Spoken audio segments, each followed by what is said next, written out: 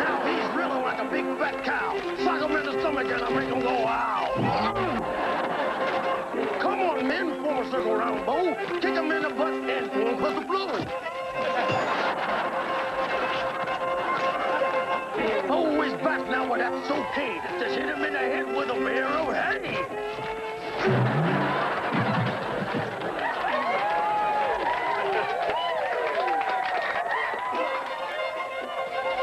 Big Bo's hurting and we're no liars. Tweak his nose with a pair of pliers. We're almost done. This ain't no flop. Oh, I come in the head with a sody pop. Well, the square dance is over. Big Bo's knocked out. But just to be sure, I'll hit him with a trout.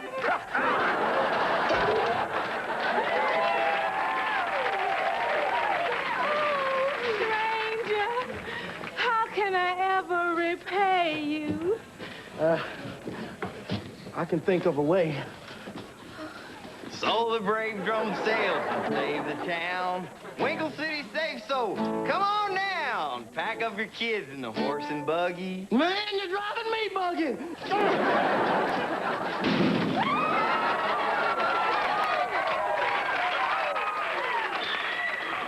Grab your girl for a kiss and huggy. Now, where was we?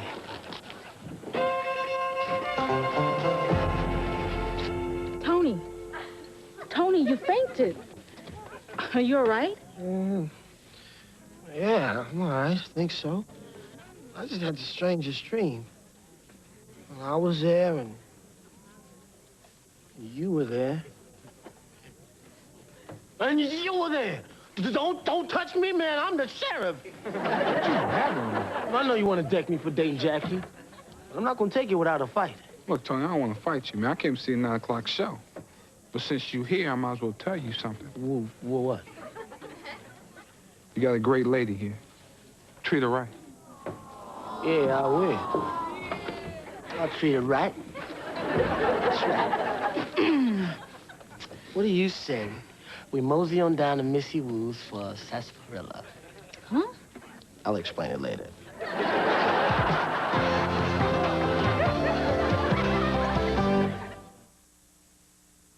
This is a mouthwater megabyte chunk of bubble yum bubblegum. And this is a virtual reality cyberspace simulator. Both really get you into the game.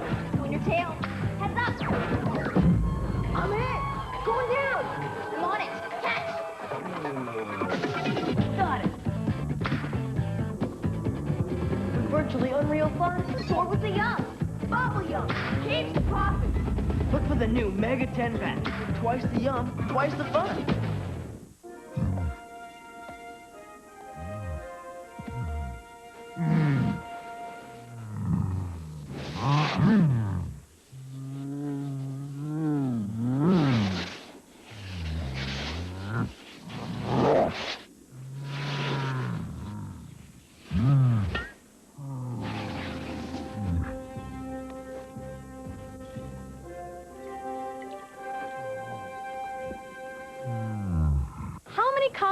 Combination? In every bag Skittles. of Skittles bite-sized candy. Let's do this one bag at a time. Well, there's strawberry. We got lemon Or a grapeful. and berry lime. Berry lime. Look, this is how it works. Okay. Well, then there's Drop-A-Santa. Banana Melba. Troppanana. Raspberry. Good. See, every Skittles combination With a new taste. With a new name. Well, for example, Maple sour apple cherry. lemon Or Melberline. lemon Melba lime. Lemon Melberline? So how many combinations are there? Hello.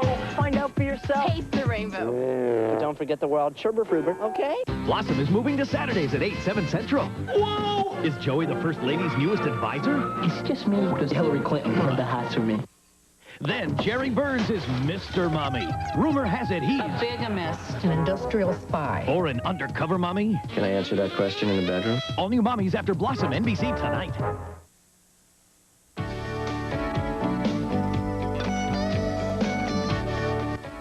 Now that the Saved by the Bell gang's moved to primetime,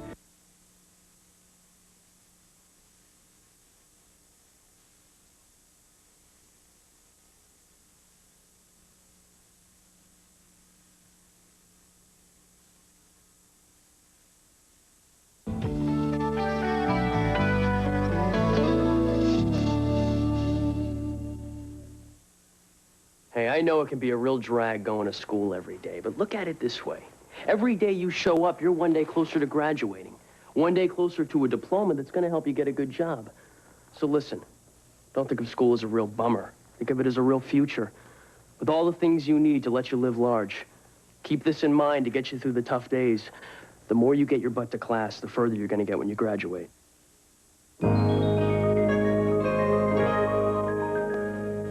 A special kids update from TV 33, your 24-hour local news channel. It's easy to begin tracing your family's history. First, you start with yourself by filling out a special chart called a pedigree. Then you can interview older people like your parents, grandparents, or even your great-grandparents. They may even be able to tell you things about our country's founders. After that, have a parent take you downtown to the library and check the local records. This will help you to get in touch with your family's roots. Need some help? Sure. Come to Walmart for the hottest new games for your Super Nintendo, Sega Genesis, or Game Gear. Like NBA Jam, the action-packed game from Acclaim that makes you a star. It's hot, it's here, and it's on Super Nintendo format for just $57.96 every day at Walmart. Yeah! Oh. Hey, the customer always wins at Walmart. Always the low price, always. Our regular programming will not be seen today, so that we may bring you the following special presentation. TV 33, your Northeast Indiana sports leader, now presents live coverage of the Fort Wayne IHSAA Boys Semi-State Tournament. Brought to you by Eckrich. Taste the finest. Taste Eckrich smoked sausage, cold cuts, and franks. By Fort Wayne National Bank. Fort Wayne's my city. And that's my bank. By Scott's Foods, committed to quality, price, service, and you. By Schenkel's All-Star Dairy. Thanks for buying Schenkel's All-Star Dairy products. And by Crumback Simon Chevrolet Geo. Come talk to us. Now, live from the Memorial Coliseum, here are Kent Horman and Tony Richards.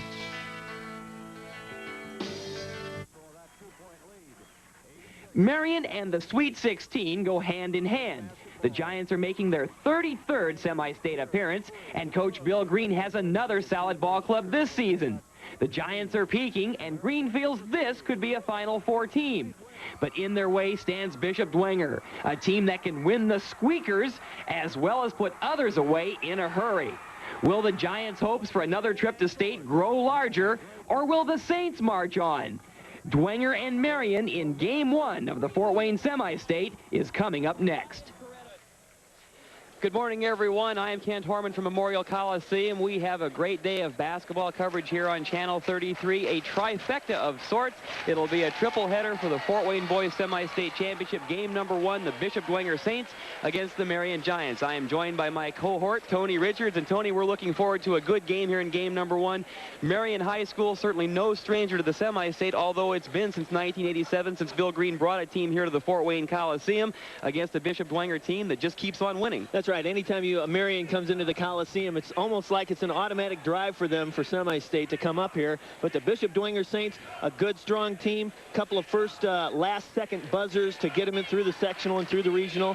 But I'll tell you what, this is going to be a great matchup. Two real strong physical ball clubs. We're looking forward to this showdown here in game number 1. Bishop Dwenger and Marion will meet the teams when we come back.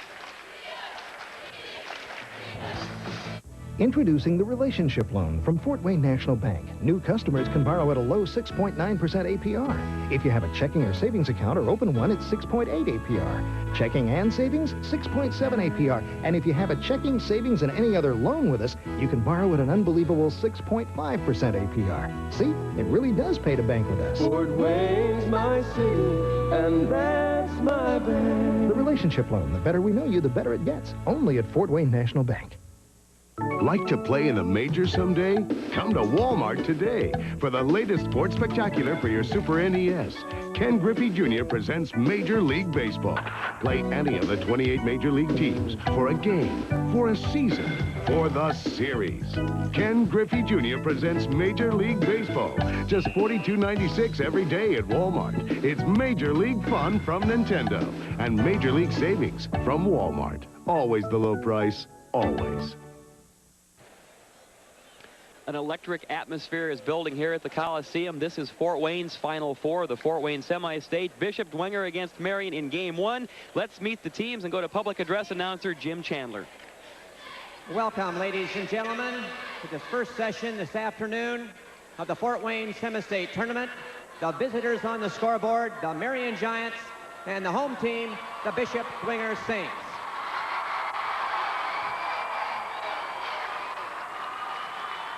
Here are the non-starters for the Marion Giants. Number 5, Matt Ewer.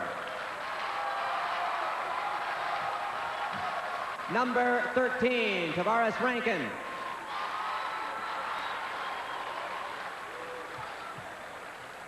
Number 25, Fred Jones.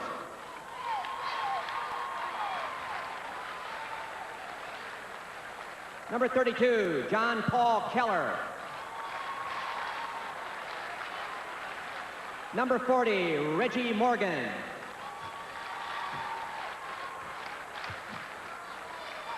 Number 42, Tino Michner. 44, Greg Fisher. And number 50, Andrew McFarland. And now the starting lineup for the Marion Giants. Starting at 1 forward, number 34, John Pierce.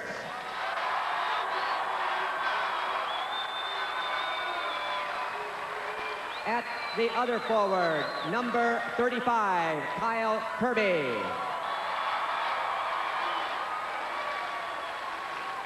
The center is 52, Jody McCain.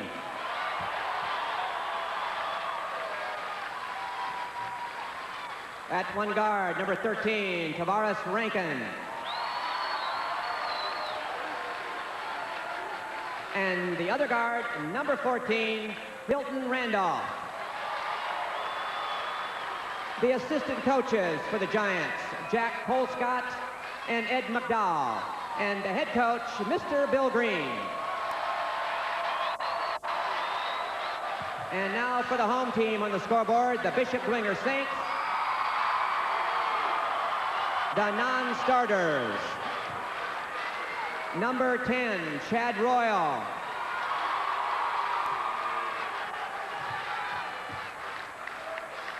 Number 20, Brian Downing.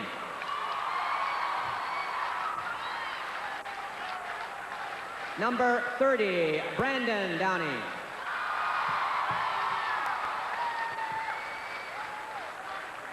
Number 32, Andrew Helmer.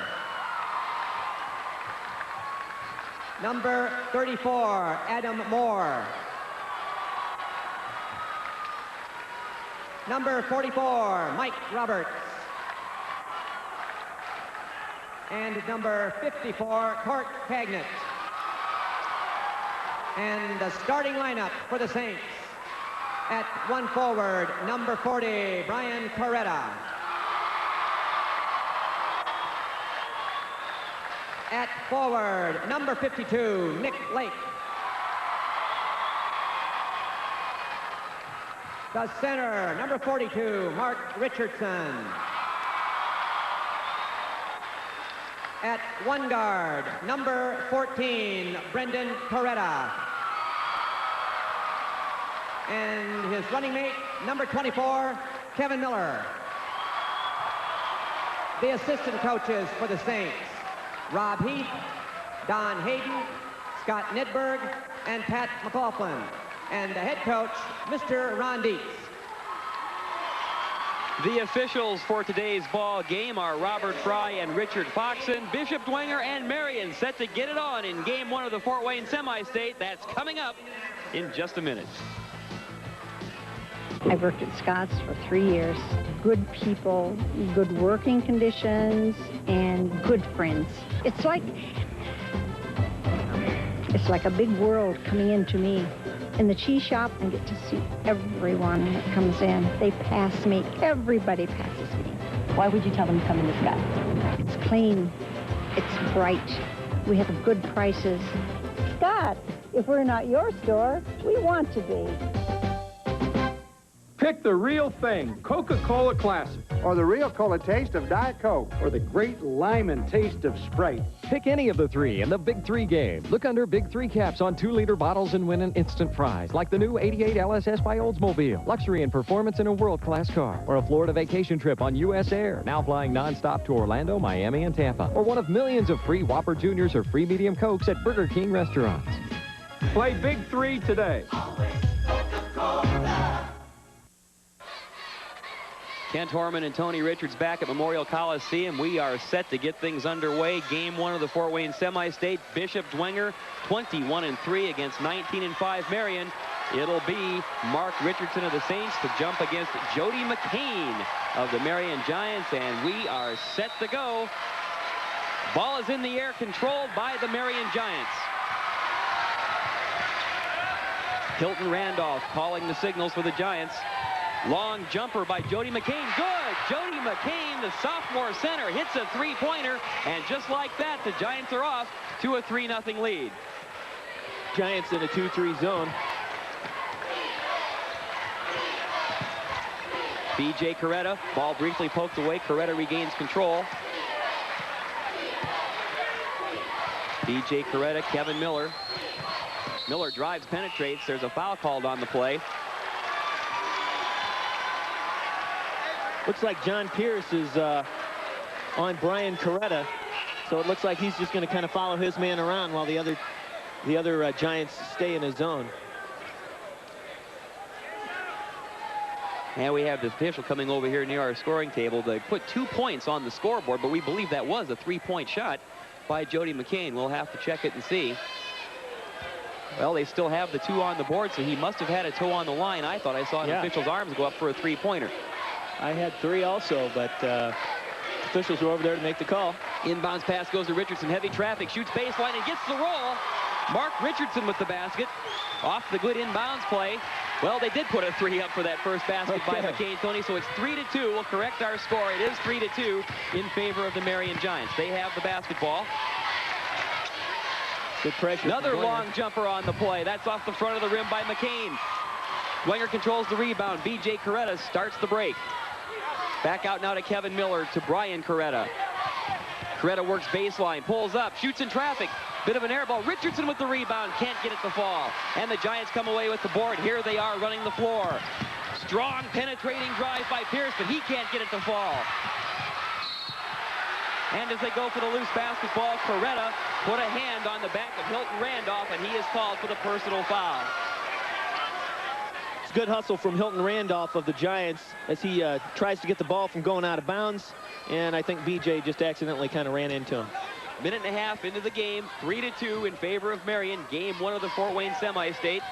Tony Richards and Kent Horman here at the Coliseum. Delighted you could join us for the first of our 3-game coverage of this Fort Wayne boys Semi-State. Of course, the winner advancing to the Final Four next weekend in Indianapolis. Pierce kicks the shot back out to Kyle Kirby, and it's Kirby with a 3-pointer. Marion has 2 baskets. They're both trays, and they lead the Saints 6-2. Marion doing a good job getting the big guys open. They can the threes as well. It's not just the outside shooters. Nick Lake takes the entry pass. Good turnaround, square up, and Nick Lake has his first basket of the day. That trims the Marion lead to 6-4. See if Marion is content to penetrate or to shoot from the outside, or they try to penetrate. Kyle Kirby brings it back out to Hilton Randolph, over to Tavares Rankin.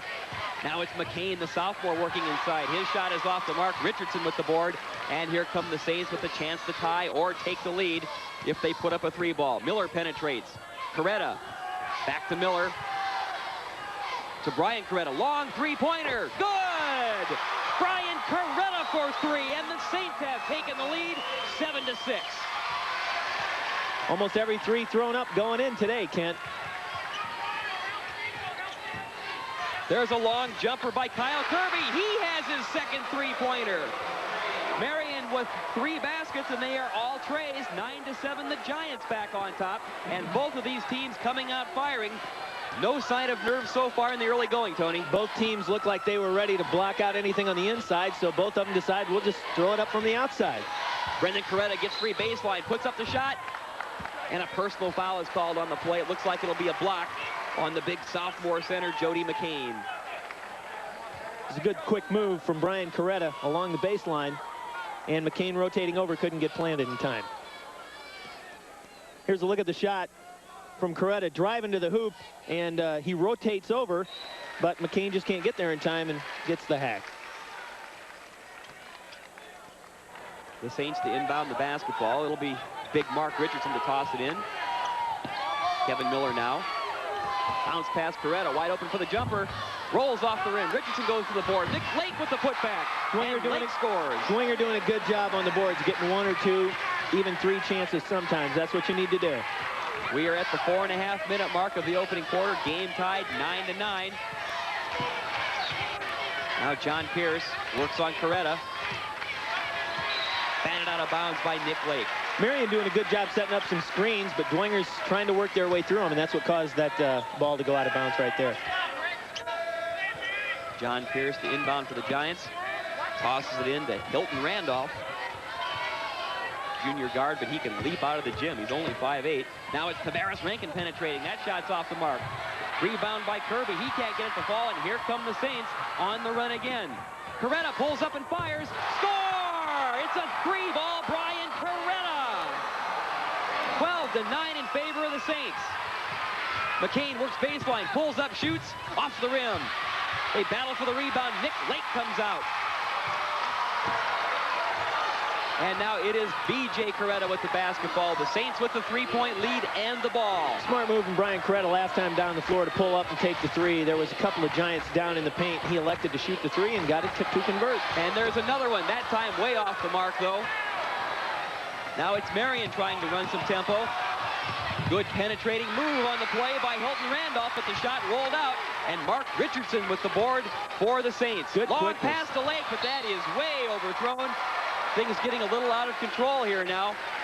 So the turnover gives the ball back to the Giants. Dwenger leads 12-9, just under 3.5 minutes to play in the opening quarter. Teams are trying to work out some of the jitters, getting the first 5 or so minutes of this game under their belt, and they'll start to relax a little bit.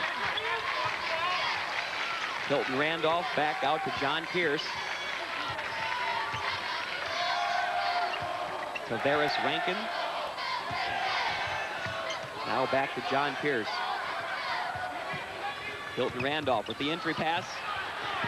Ball's on the floor. They scramble for it. Ball comes away. Now Kevin Miller with the hands on it. It's still a loose ball. And a personal foul is called on the play. Jody McCain with the charge, his second. It's going to be his second one. He's throwing a few elbows as he was trying to pull that rebound down, Kent. And he got called for his second personal foul against B.J. Coretta. We've got timeout on the floor. First quarter of play. Dwenger leads Marion 12-9. We'll be back. Hot eats, cool treats, a Dairy Queen. Get to Dairy Queen fast. We're introducing 3 new Blizzard and Breeze flavors. To celebrate, all flavors are just $1.19 each. Fabulous cherry cheesecake, rich fudge pecan brownie, scrumptious peanut butter and jelly. Choose creamy, smooth, soft serve or non-fat frozen yogurt. Blizzard flavor treat, Breeze frozen yogurt treat. Just $1.19 now. Hot eats, cool treats, we treat you right. Do unto others as you would have them do unto you. I would resent going in a place of business and having somebody back me in a corner and put a pencil in my hand and say, sign here. I just believe that an individual has the right to make up their own mind. So you don't have to worry about being shuffled off 3 or 4 places and have 2 or 3 people running at you to get you to buy something. Cronbach Simon Chevrolet Geo. Come talk to us. Welcome back to the Memorial Coliseum. On the last play, both teams doing a good job scrambling for the ball, and you see Jody McCain of Marion trying to scramble for it. And as he gets caught trying to pull it down, he picks up his second personal foul, and Greg Fisher's coming into the lineup for the Marion Giants. And this could be an interesting moment because Marion does not go very deep on its bench. And already Jody McCain, who averages over 16 points a game, the sophomore center, is on the bench with 2 personal fouls still here in the first quarter. Dwenger with the ball. Nick Lake trying to work a little baseline, pulls up in traffic, shoots, scores! Nick Lake with his 3rd basket. And the Saints move out to a 5-point lead at 14-9. Pierce now squares up and shoots. John Pierce can't quite get the roll, but the foul will be called on Brian Coretta. In the first few minutes of the ball game, Kent, Marion was playing sort of a box-and-one defense there. They had one person running around staying on Brian Coretta, and this time down the floor they did a 3-2. And here's the shot from John Pierce as he goes up. Brian Coretta gets a little reach-in foul. Pierce drains the first free throw. It's the first time in the ball game either team has gone to the stripe so far. Pierce a 54% free throw shooter.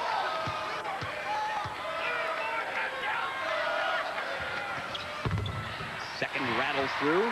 Pierce with his first 2 points of the ball game, and that makes it 14-11 in favor of Dwenger. The Saints bringing the ball up the floor. Kevin Miller. Coretta feeds Miller again. Nick Lake out to Coretta for another three-pointer. That's off the mark. Pulled out of there on the long rebound by Hilton Randolph. Look at him run the floor. Ball is loose, though. Nick Lake goes for it. On the wing, Kevin Miller drives. Oh, he's stripped on the play by Tavares Rankin, and here come the Giants setting sail the other way. Good drive by Tavares Rankin. He scores.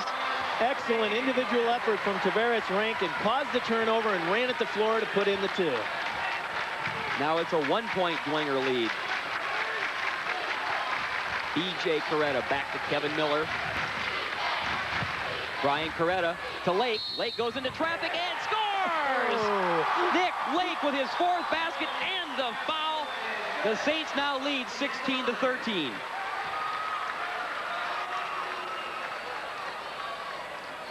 Here's a strong move from Nick Lake. He was doing it all last weekend. He just leans right into the hoop, and he gets a nice roll on the ball, and also picks up Kyle Kirby, who gets the foul on him on that shot. And he goes to the line and goes for 3. And he has it. 9 points already for Nick Lake in the first quarter. 17-13 Saints. Less than a minute and a half to play in the opening period. Hilton Randolph penetrates. And he gets the roll on the runner. Hilton Randolph with his first basket of the ball game. He is so quick, Kent.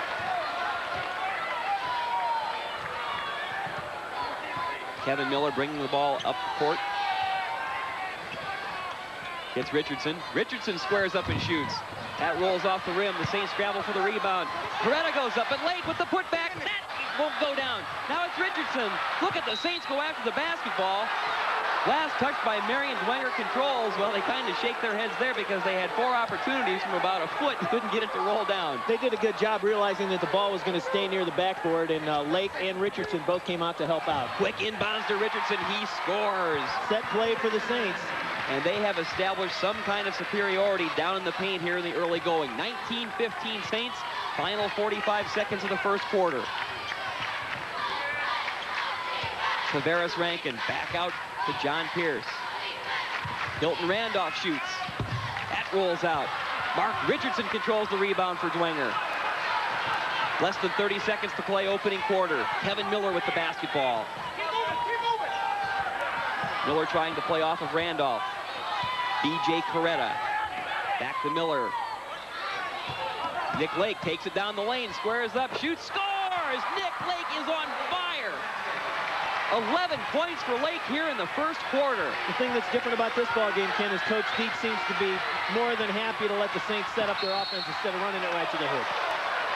Great play by Kevin Miller to force the ball out of bounds. Marion will inbound with 1.5 seconds left here in the first quarter. The Saints with a 6-point lead. What an opening 8 minutes of basketball we've had. Even from the guard standpoint, it looks like Dwenger has the size advantage with Tavares Rankin on the Giants 5'11" and Hilton Randolph at 5'8". That inbounds attempt was knocked out. Now it's 0.6 of a second left here in the quarter. Long shot. Off the top of the backboard. We have completed the first quarter of play. What a ball game we've got between Bishop Dwenger and Marion. It is 21-15 Saints. We'll be back. There's a new deli thin sliced lunch meat that can please even deli experts. Eckrich is the name. Introducing Eckrich Deli Thin Sliced Lunch Meat. Let's check it out.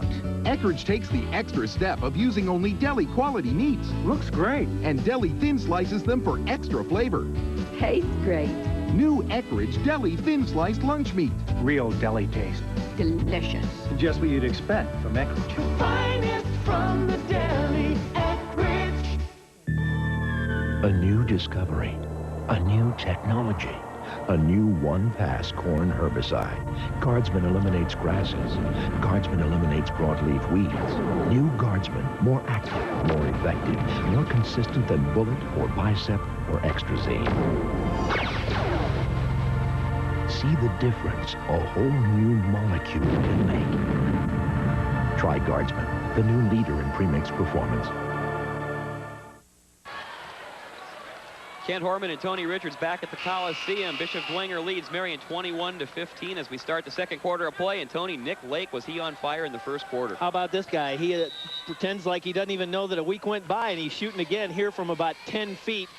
And you see that Marion realizes it a little too late, and he pops up and throws in two. He gets 11 points in the first quarter. And to start period two, Bishop Dwenger with the basketball. B.J. Coretta to Kevin Miller. Miller goes baseline. Good drive in the lay-in for Kevin Miller. His first basket. In fact, Tony, in the first quarter, neither of the Saints guards scored. That's the first basket, really the first shot Kevin Miller has taken in the game. A good, strong move for the layup. Just when you think Miller's not in the game, he'll sneak up on you, Kent. Kyle Kirby with the air ball for the Giants, and here come the Saints. Lake squares up, shoots, short. Coretta for the tip. Coretta pulls it back, scores! Brian Coretta! Second effort by Brian Coretta, and the Saints break out big to start the second quarter. They lead by 10, 25-15. At that point, I think Lake should have dished it off to Richardson. He was open underneath, and he elected to take the shot, but good thing Coretta was there. John Pierce a shot off the mark, and again, the Saints with the rebound, trying to break things open. Nick Lake with the short shot, gets the roll. Baseline shot by Lake. He now has 13 points, and it is 27-15 in favor of the Saints. Bill Green has a timeout. He wants to talk things over with his team. It is Bishop Dwenger by 12. We'll be back.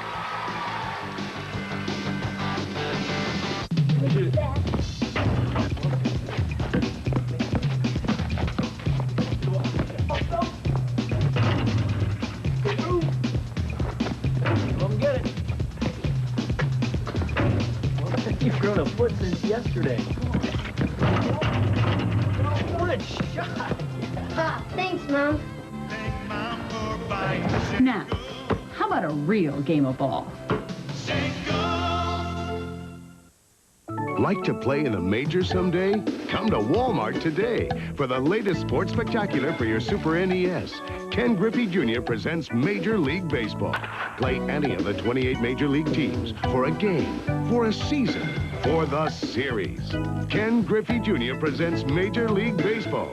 Just $42.96 every day at Walmart. It's Major League fun from Nintendo and Major League savings from Walmart. Always the low price, always.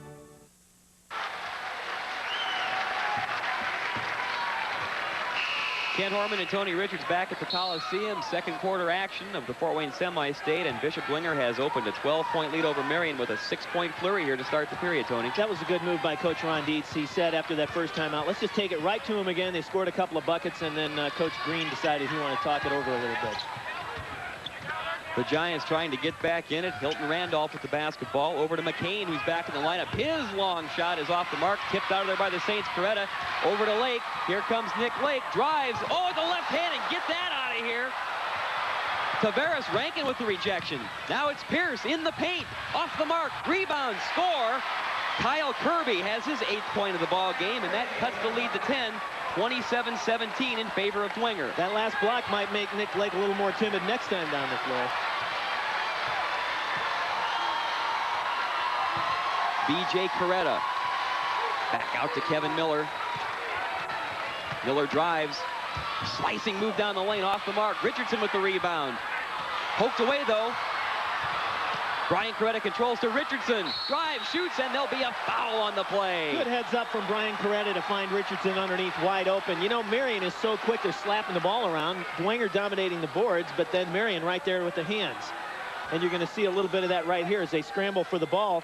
And he feeds right into it. And there's a foul on Kyle Kirby, his second one of the ball game. Here it is again. Richardson, good job pumping it up, and gets Kirby off of his feet. Mark Richardson hits the first of his 2 free throws. Richardson averaging almost 9 points a ball game, shoots 51% from the free throw line, but he gets the 2 free throws. I think the last thing Marion wants to do is start putting Dwenger at the free throw stripe, Kent. Hilton Randolph with the basketball for the Giants. Looking to figure out a way to solve that big Bishop Dwenger defense. Back out to Jody McCain. Now that McCain's back in the lineup, they need to start getting him involved. McCain misses another 3-point attempt, and B.J. Coretta comes away with the basketball for the Saints. You know, it's unusual. McCain last 2 times down, he shot from the outside. You'd think they'd want to work him in underneath. Well, so far in the ball game, the Giants have not gone inside against Dwenger. Coretta's turnaround off the mark, pulled out of there by McCain. And here come the Marion Giants. Good job blocking out last time down the floor by Marion. Hilton Randolph back out to John Pierce. Long jumper by Tavares Rankin. That's off the mark. And B.J. Coretta comes away with the basketball. The Saints on the run. The dish to Lake. He's stripped away, though. Hilton Randolph with the basketball. And here come the Giants. The lay-in on the play by Kyle Kirby. I think the Giants would like to see that quick pace come back so they could work on the transition game. Dwenger had a tough time getting back on that play. That makes it a 10-point Dwenger lead, 29-19, just about the 4.5-minute mark of the second quarter. Pass a little too strong for Lake, and again, here come the Giants. Jody McCain drives in, and a blocking foul is called against Richardson.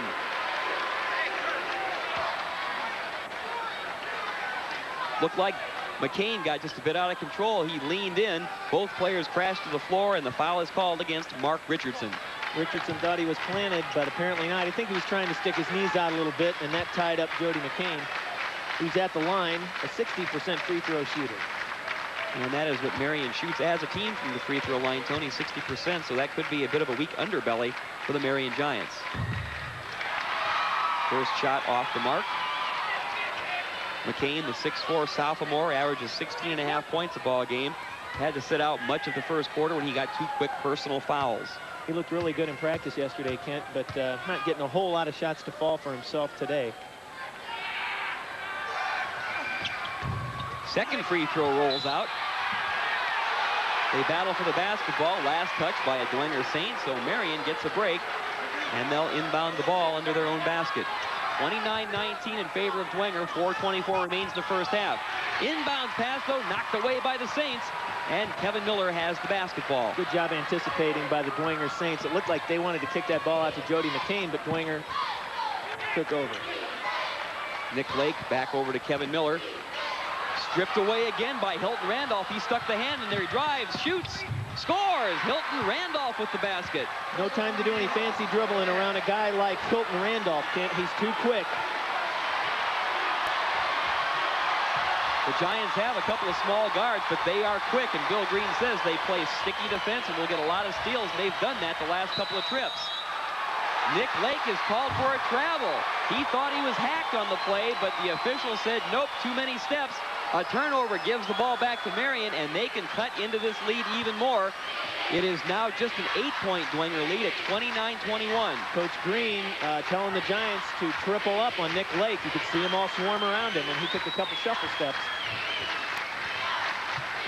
John Pierce, bounce pass into Kirby, batted out of there by Richardson on a good block. Miller leads the charge for the Saints. Richardson kicks it back out to Coretta. Kevin Miller. Brian Coretta feeds Richardson, and he'll be called for the walk. Well, the Saints came out blazing to start the second quarter with 3 quick baskets, but they've been stymied their last few trips down. They've only added a couple of free throws, and again, the Giants can get right back in it. I think the difference is that, again, the Coach Green has decided to make sure that the middle is tied up, so Dwenger may want to consider shooting from the outside. Pierce has shot his way off the mark. Saved on the play, though, by McCain, but the Saints have the basketball. Coretta to Coretta, Richardson, and there'll be a foul called against John Pierce. Play getting just a little loosey-goosey here now at the 3-minute mark of the second quarter. Looks like both teams are trying to make their transition games be the ones they want instead of taking the time, set up the offense, and see if you can work the ball inside. Dwenger now making its first substitution of the ball game. Brandon Downey in the lineup. B.J. Coretta will sit down. So it looks like you'll have Kevin Miller at the guard, and either 4 forwards for the Saints, or else Brian Coretta will go outside. Inbounds to Richardson. He scores. The set play works again. Bright spot on defense for Marion is Hilton Randolph again. The quickness making things happen. And before you know it, they got another bucket. Tavares Rankin with 2. Good slashing move by Rankin. 31-23 Dwenger. Just about 2.5 minutes remain in the first half. Kent Horman and Tony Richards from the Coliseum. Glad you could join us here on TV 33, the first of our 3 games of the Fort Wayne Semi-State today. Richardson's short shot is off the mark, and Pierce comes away with the rebound for the Giants. Bounce pass knocked away by the Saints, but Marion retains control. Pierce. Hilton Randolph signals the play. Back out to Pierce. He takes the long 3-point attempt off the front of the iron. Kevin Miller with the rebound for Dwenger. Somebody's going to have to come and help Kevin Miller because, Hilton Randolph gets caught with the hand check, Kent. Here's Kevin Miller coming across the timeline here, and a little reach-in foul from Hilton Randolph, who's been doing a pretty good job on Kevin Miller today, a little bump and run. That'll send Kevin Miller to the free throw line because Bishop Dwenger is now in the bonus. Here's a guy who's 78% from the free throw line. We saw him make 6 in a row in the last game against DeKalb, Kent. Where you see Kevin Miller, the senior guard, averages just over 11 points a ball game. He's the quarterback of this Bishop Dwenger offense. The Saints just have 3 team fouls, so they're in good shape as far as that goes. But from here on in, Dwenger goes to the free throw line to shoot a 1-and-1. Marion has done a good job keeping them out of the middle in the last 3 or 4 minutes of this ball game, Kent.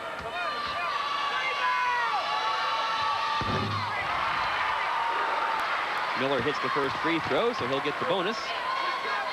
32-23 in favor of Bishop Dwenger. Just under 2 minutes to play here in the first half. Second free throw is good by Miller. And here come the Giants. John Pierce.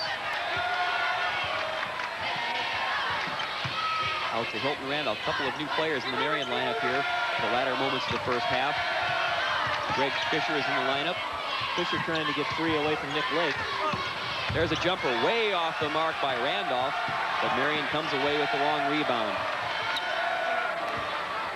Also number 50, Andrew McFarland has checked into the Marion lineup. They're trying to keep their big people out of foul trouble here in the final minute and a half. Turnaround baseline shot by McFarland off the mark, and Mark Richardson clears up the boards once again for the Saints. Miller slashing through, but the shot is blocked by McFarland. Giants on the run. Shot on the play by Tavares Rankin is off, but it looks like a foul will be called against the Bishop Dwenger Saints. Coach Dietz now talking to Kevin Miller. He doesn't want Kevin to push the ball up the floor. The transition game is going to play in favor of the Marion Giants, and you're going to see why here. The quickness of Marion, and Coretta and Downey both trying to slap the ball, and they get caught with the foul. And at the free throw line, it'll be Tavares Rankin. Tough play for the Saints because Brian Coretta picked up his second personal foul with just over a minute to go, so he'll sit down for the remainder of the half. First free throw is good by Tavares Rankin. 5'11" junior, averages over 17 points a basketball game. Not bad on the boards either for a guy that's 5'11". Good silky touch by Rankin. He now has 6 points. And we're in the final minute of play here in the first half. 33-25 in favor of Bishop Dwenger. Dwenger needs to score here if they want to take any momentum into the second half. Brandon Downey to Lake. His shot. That's off the mark. They go for the rebound. And a personal foul called against Nick Lake. His first. Nick Lake trying to go for his own rebound is out of position and goes over the back, picks up his foul. Just the Saints' 15 foul, so Marion inbounds.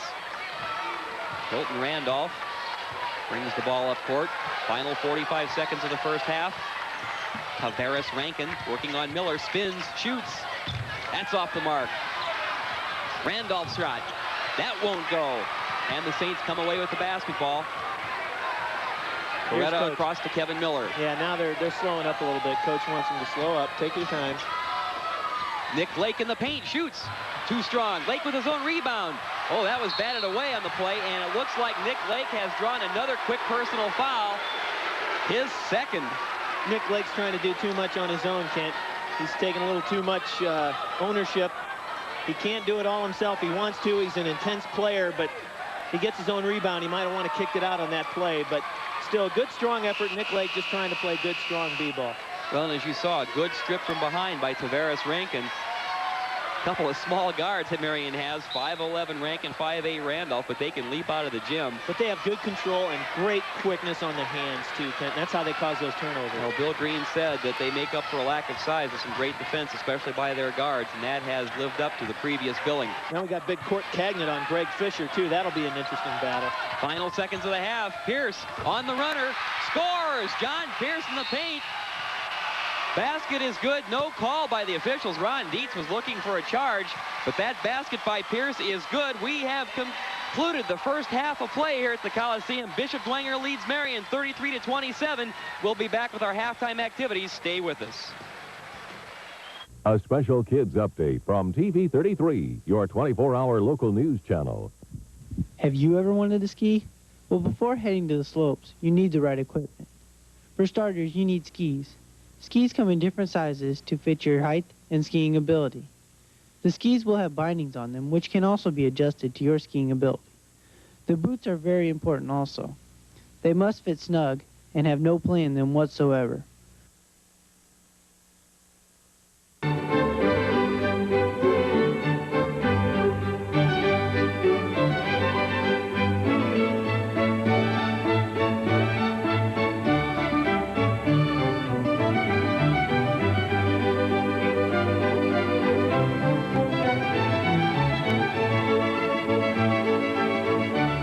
Scott's Food Stores.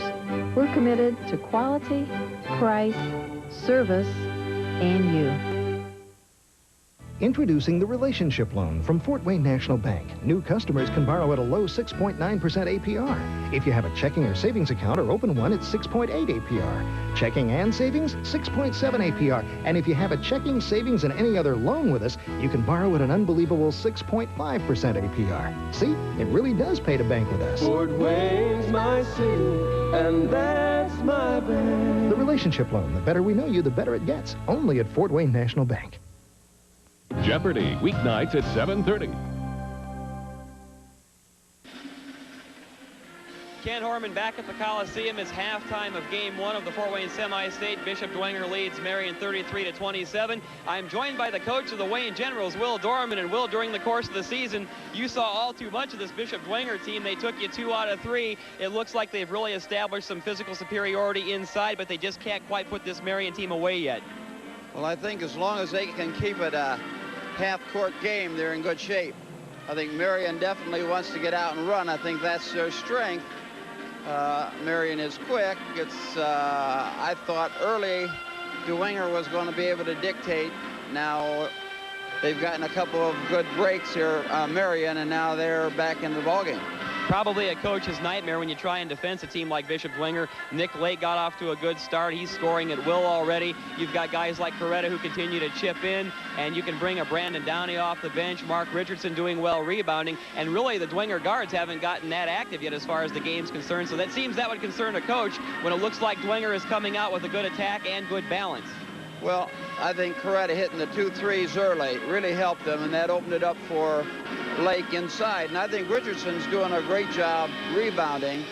Dwenger has role players. They just play so well together as a team, and I think it's going to take a tough team to get them out of the tournament. You know, you got a situation with Bill Green. It seems like he has a few things to be concerned about because he basically just goes with 5 players unless he has to get a little desperate. And if he wants to run the floor like he does, his players better be in great shape, especially against that physical Dwenger team. And he's got a couple of players in foul trouble, so I imagine the first couple of minutes of the second half could dictate Marion's chances of getting back into this ball game.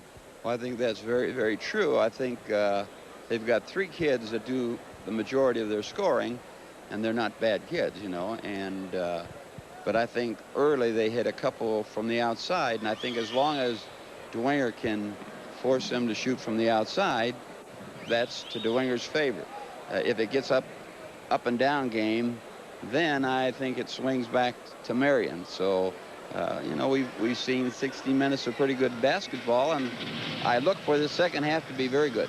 I've been impressed with Marion's guards, both Rankin and Hilton Randolph, because Bill Green said they rely on them extensively for their defensive specialties as well as the way they handle the basketball offensively. But it's been those Marion guards who have really given, I think, the Dwenger forward some fits at times by helping out with the defense. Well, they sure have. You know, they got a couple of blocks at the other end. They're very, very quick. You know, they got the ball and they're going down the other end of the court.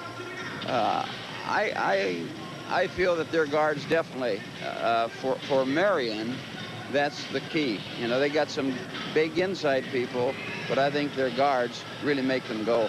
Will, thanks for coming by. You had an outstanding season with the Wayne Generals, and it's good to talk to you here at the Fort Wayne Semi-State. Thanks a lot, Ken. Wayne basketball coach Will Dorman. We'll be back with more from the Coliseum. Stay with us. Hot eats, cool treats, a Dairy Queen. Get to Dairy Queen fast. We're introducing 3 new Blizzard and Breeze flavors. To celebrate, all flavors are just $1.19 each. Fabulous cherry cheesecake, rich fudge pecan brownie, scrumptious peanut butter and jelly. Choose creamy, smooth, soft serve or non-fat frozen yogurt. Blizzard flavor treat, Breeze frozen yogurt treat. Just $1.19 now. Hot eats, cool treats, we treat you right. It's your Northern Indiana Ford dealer's Super Cab month. Look, there in the dirt. It's a Ford Ranger Super Cab. Ranger Super Cab has over 18 cubic feet behind the seat. Comes with standard rear anti-lock brakes. And check out the first compact flare-side Super Cab, the super cool new Ranger Splash. Get heroic savings right now on a Ranger Super Cab loaded with super features. No wonder Ranger's been America's best-selling compact truck for 7 straight years. Get to your Northern Indiana Ford dealer for Super Cab savings today. Ken Hortman back at the Coliseum, halftime of game 1 of the Fort Wayne Semi-State. Bishop Dwenger leads Marion 33-27. We still have a second half of basketball to go. You know, Marion has been here 33 times to the Semi-State. This is Bishop Dwenger's second appearance. And, of course, they were taken out in the first game in 1988 by the Sean Kemp-led Concord team. In game 2, it'll be kind of a unique matchup. South Bend Clay against Manchester. 2 teams making their first appearance in the Sweet 16. So they're anxious to really get it going here in game number 2. And we have a preview of that ball game, taking a look at Manchester against South Bend Clay. South Bend Clay has used a powerful inside game and pressure defense in building its 23-2 record. Lee Nalen, a 6'8", 215-pounder, is a force in the blocks, averaging over 20 points a game. But the Colonials can also kick it outside. Jerron Cornell and Chad Hudnall both shoot better than 40% from three-point country. We got some kids that can score. Lee Nalen inside, he's 6'8" and 215 pounds, and if he gets the ball inside, he's going to score, and he's very good. He catches the ball, he's got great hands, and we got a sophomore, Jerron Cornell. He's only about 6'4", but he's got great hands also. He plays well inside, and he's our best outside shooter. So we look to go inside with the ball first, and then we'll kick it back out and shoot some threes. And we got Charlie Barnes and Chad Hudnall as our three-point shooters, and Hudnall's one of the best three-point shooters in our area in South Bend. He shoots in the upper 40% from the three-point range.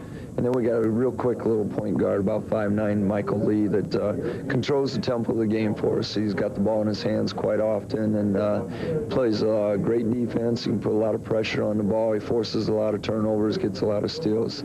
So we're pretty well-rounded, and we go about 8 players deep. Clay uses an in-your-jersey press the entire game to wear its opponents down.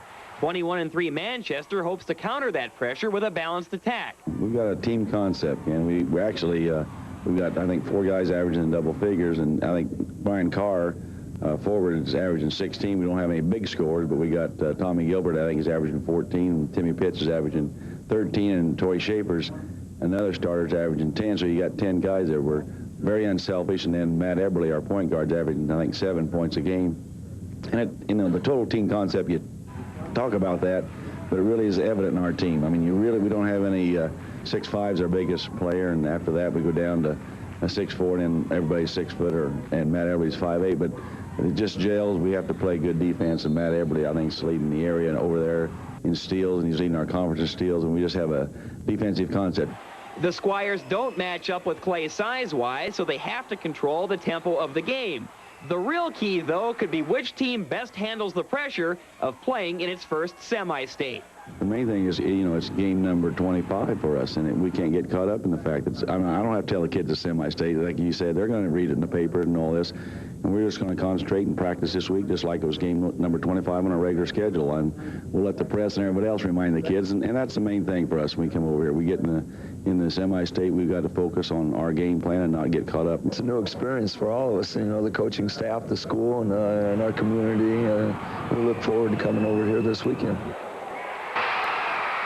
And we are looking forward to that second game between South Bend Clay and Manchester. Those two teams making their first appearance in the Sweet 16. Are they ever excited about that? We still have a half of basketball to play here, Tony, and let's take a look at the first half stats, starting with Marion. All right, for the Marion Giants, Kyle Kirby gets 10 points. He's leading the Giants. Also has a couple of fouls on him, though, followed by Tavares Rankin with 6. John Pierce and Hilton Randolph each have 4, and Jody McCain threw a 3 up in the first quarter. He's got 3 points. And for the Bishop Dwenger Saints, Nick Lake, really hot, scored 11 points in the first quarter. He leads all scores today with 13 points, followed by Brian Coretta and Mark Richardson, each with 8. And Kevin Miller got involved in the second quarter. He's got 4 points for the Saints. 33-27, Bishop Dwenger as we get set to start the second half of play. It'll be the Marion Giants to inbound the basketball at side court. And we are set to go for the second half, game 1 of the Fort Wayne semi-state. The winner of this ball game to meet either South Bend Clay or Manchester tonight at 8 o'clock for the semi-state championship. Tavares Rankin with the basketball. Quick pass goes to McCain. Fakes, shoots. Off the mark. Good rebound on the play by Kyle Kirby, and he puts it back through. It's like Marion not content with shooting from the outside now. They took that one right in a couple of times. And that cuts the Dwenger lead to 4 at 33-29, opening moments of the third quarter of play. Nick Lake turns baseline, shoots. Off the mark, but the tip in, put right back through by Mark Richardson, who's having a great ball game. That is his 10th point, and the lead back up to 6 for the Saints, 35-29. Jody McCain, good bounce pass into Rankin. And a personal foul will be called on the play, a little bit of a bump. That looks like it'll be Kevin Miller's first foul of the ball game.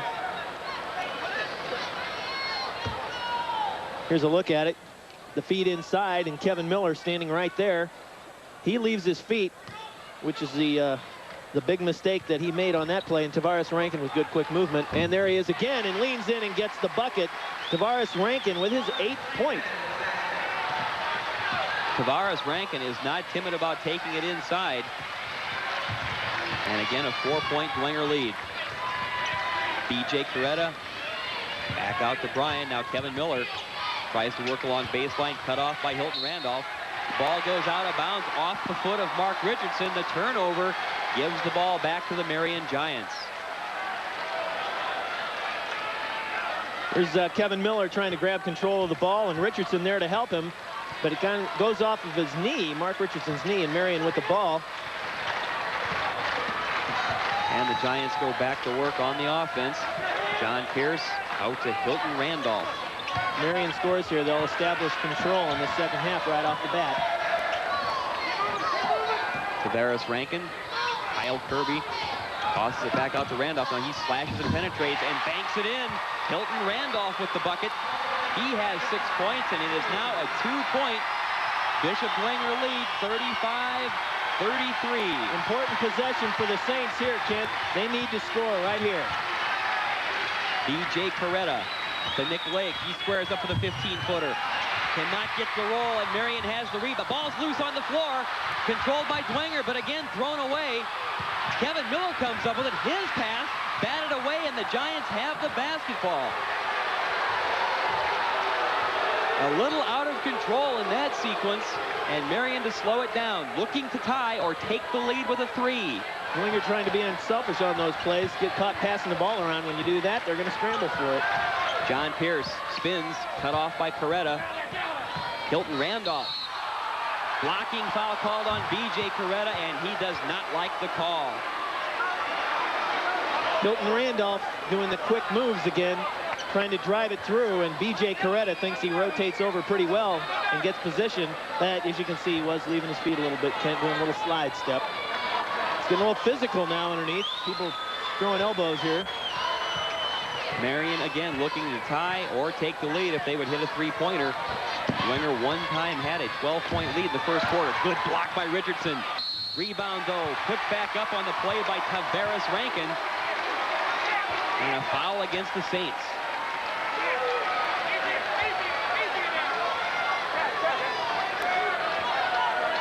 Foul goes against Mark Richardson. That would be his third personal foul, and that will send Tavares Rankin to the free throw line. Good aggressive play, though, by the Bishop Dwenger Saints. Although they tried to pull it down 3 or 4 times, they hit Tavares Rankin on the arm. Mark Richardson picks up his second, and now Coretta, Richardson, and Lake all have 2 fouls.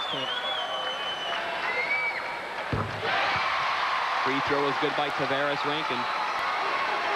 64% from the line.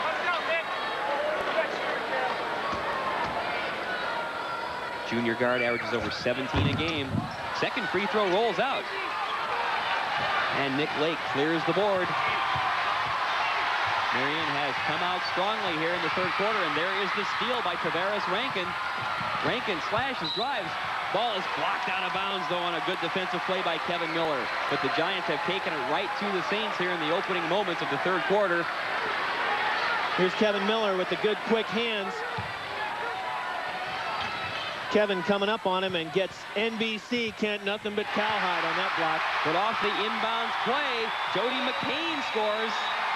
And Marion has taken the lead 36-35. We've got timeout on the floor. The Giants have taken a 1-point lead over the Saints. We'll be back. There's a new deli thin sliced lunch meat that can please even deli experts. Eckridge is the name. Introducing Eckridge Deli Thin Sliced Lunch Meat. Let's check it out. Eckridge takes the extra step of using only deli quality meats. Looks great. And deli thin slices them for extra flavor. Tastes great. New Eckridge Deli Thin Sliced Lunch Meat. Real deli taste. Delicious. Just what you'd expect from Eckridge. Finest from the deli, Eckridge.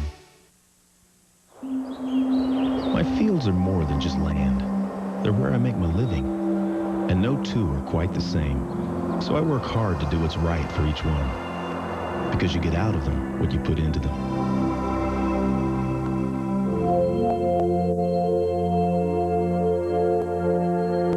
Every time I rediscover my farm through my grandson's eyes, I see how good my decisions have really been.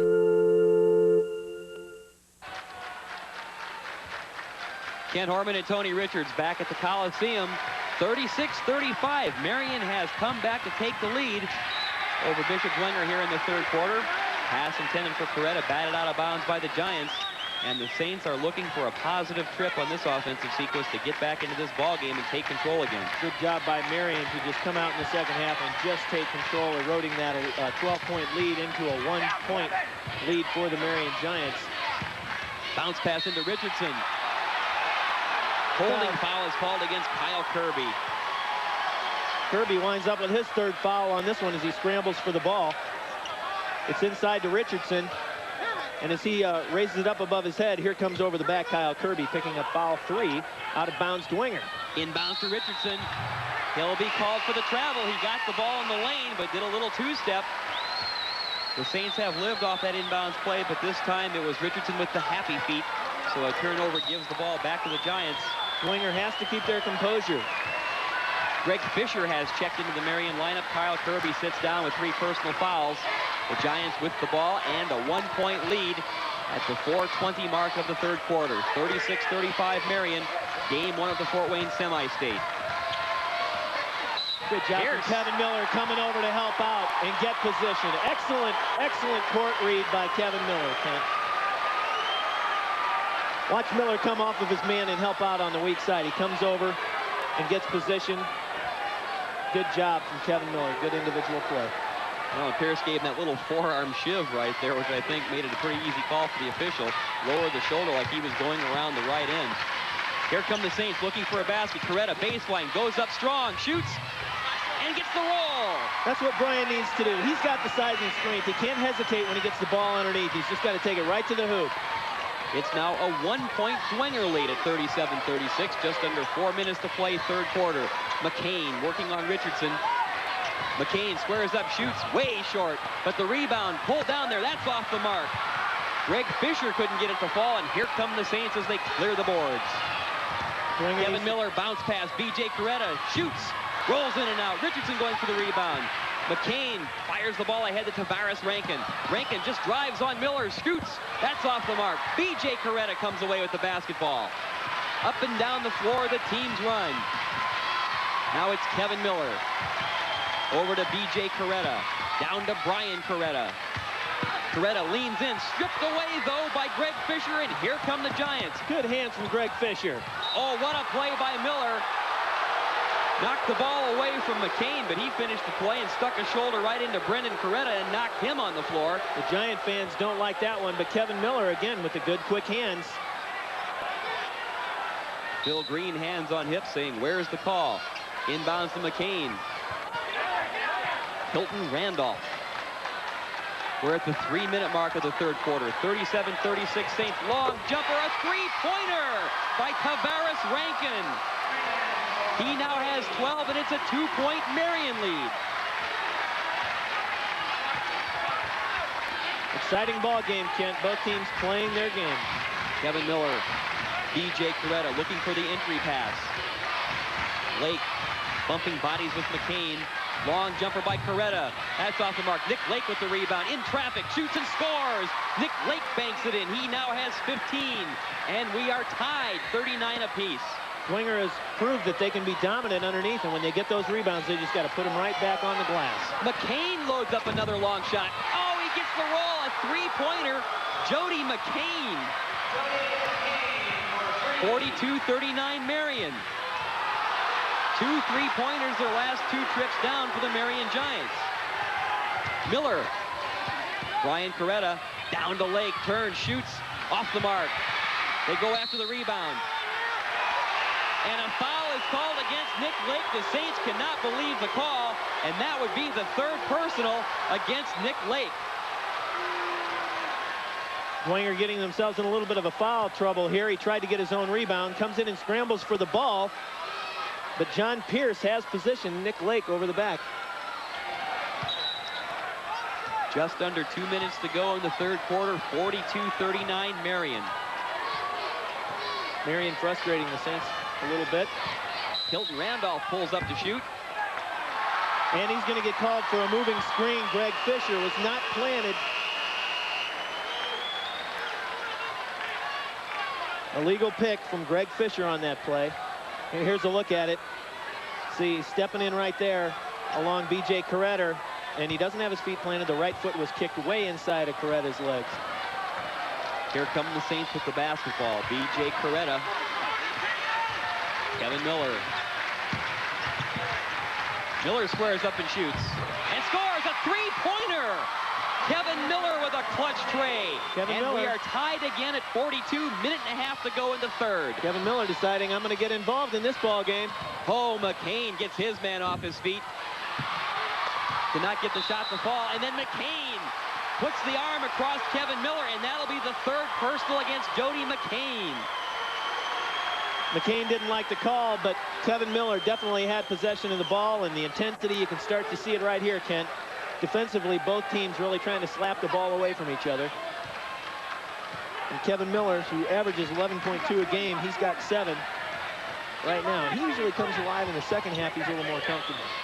The Saints with the basketball. Game tied 42-42. Dwenger at one point had a 12-point lead.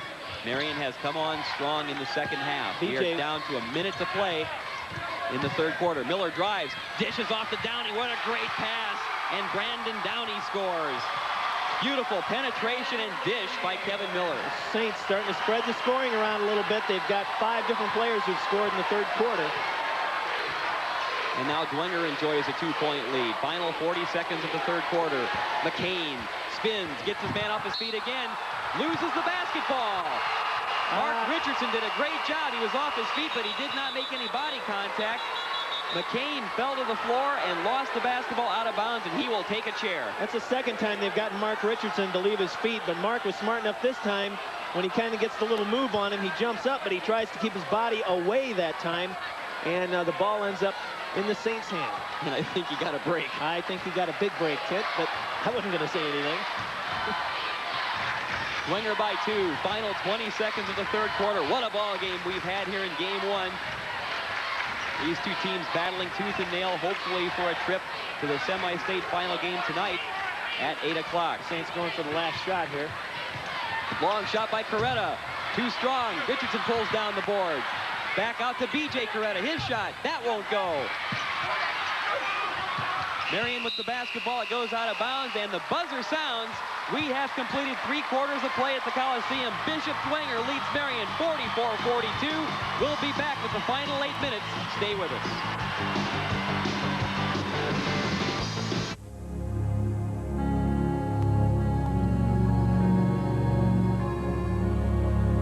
Well, we pride ourselves in our people. Well, some of these people have been together over 20 years, so we've been together a long time. But without a customer, we're nothing. So the customer is the boss. That's it in a nutshell. Crumpack Simon Chevrolet Geo. Come talk to us. Every decade or so, something special comes along. Something so spectacular, you have to see it to believe it.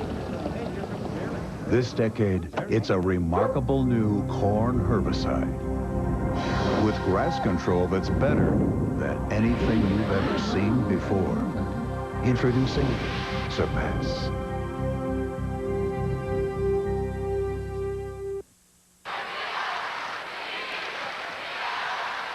Welcome back to the Memorial Coliseum for the first game in the semi-state. We do have an update from the score here in Indianapolis at the Indianapolis semi-state. Muncie Central leading Shelbyville 50-37 in the third period. Kent?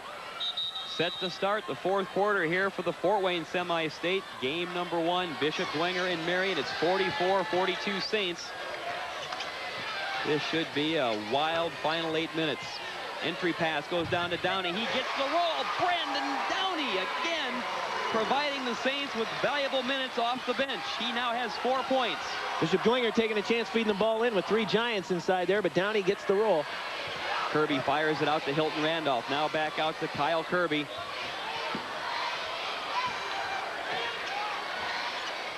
Cross-court pass to Pierce. Pierce drives down the lane. Rejected by Mark Richardson. Ahead to Kevin Miller. Goes up. Lay-in. Score! Kevin Miller with the lay-in. He has 9. That might have been good anyway because his hands were on the hoop. That would have been goaltending even if it wouldn't have fallen in. Now it's Randolph squaring up. His shot's off the mark. Scramble for the ball. B.J. Coretta comes away with it. Bishop it's Dwenger. 48-42 Dwenger. 7 minutes left in the fourth. Dwenger trying to control the tempo of this ball game, Kent. And the crowd is getting into the ball game. Everybody standing. Downey with the long shot. Off the mark. That's a bit out of his range. That's the shot that B.J. should have taken, Kent. McCain out of control. Stripped by Kevin Miller. Hilton Randolph. And there is a blocking foul called against the Saints.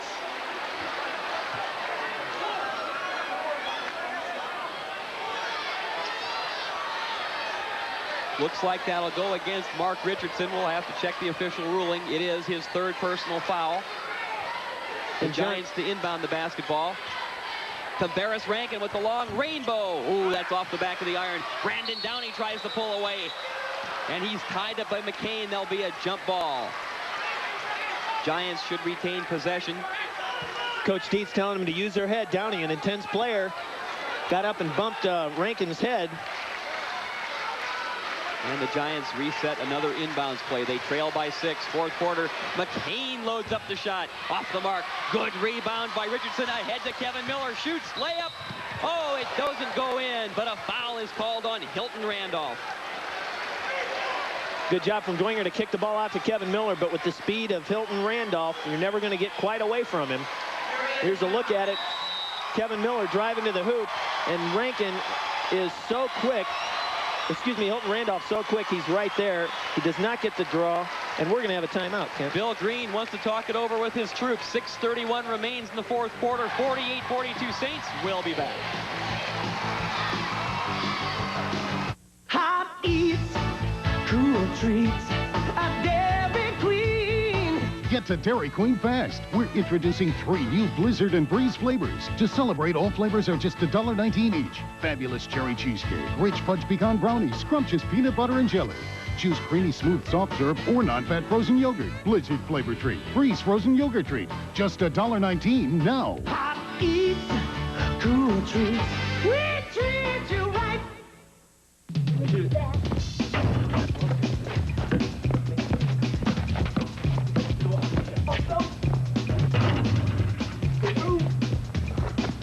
Come get it. Well, you've grown a foot since yesterday. Good shot. Ah, thanks, Mom. Now, how about a real game of ball?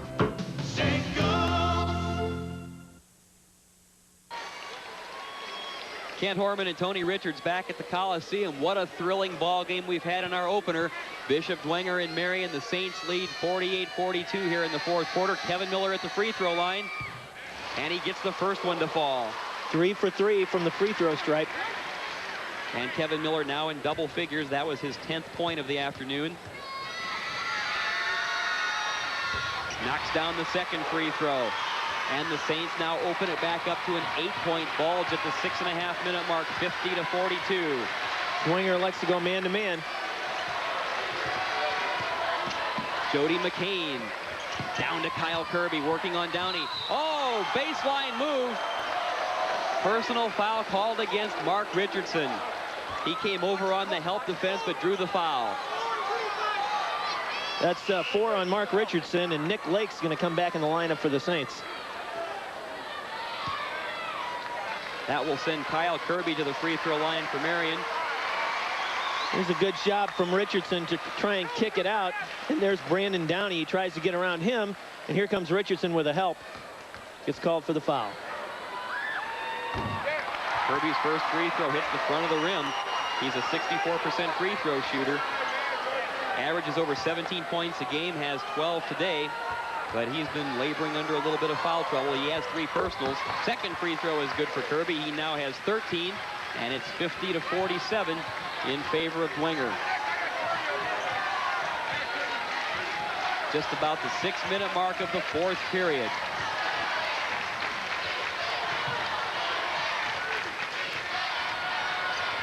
Shot by Kevin Miller is off the mark and pulled out of there by McCain. Kevin had somebody in his face and threw that way too much on that one.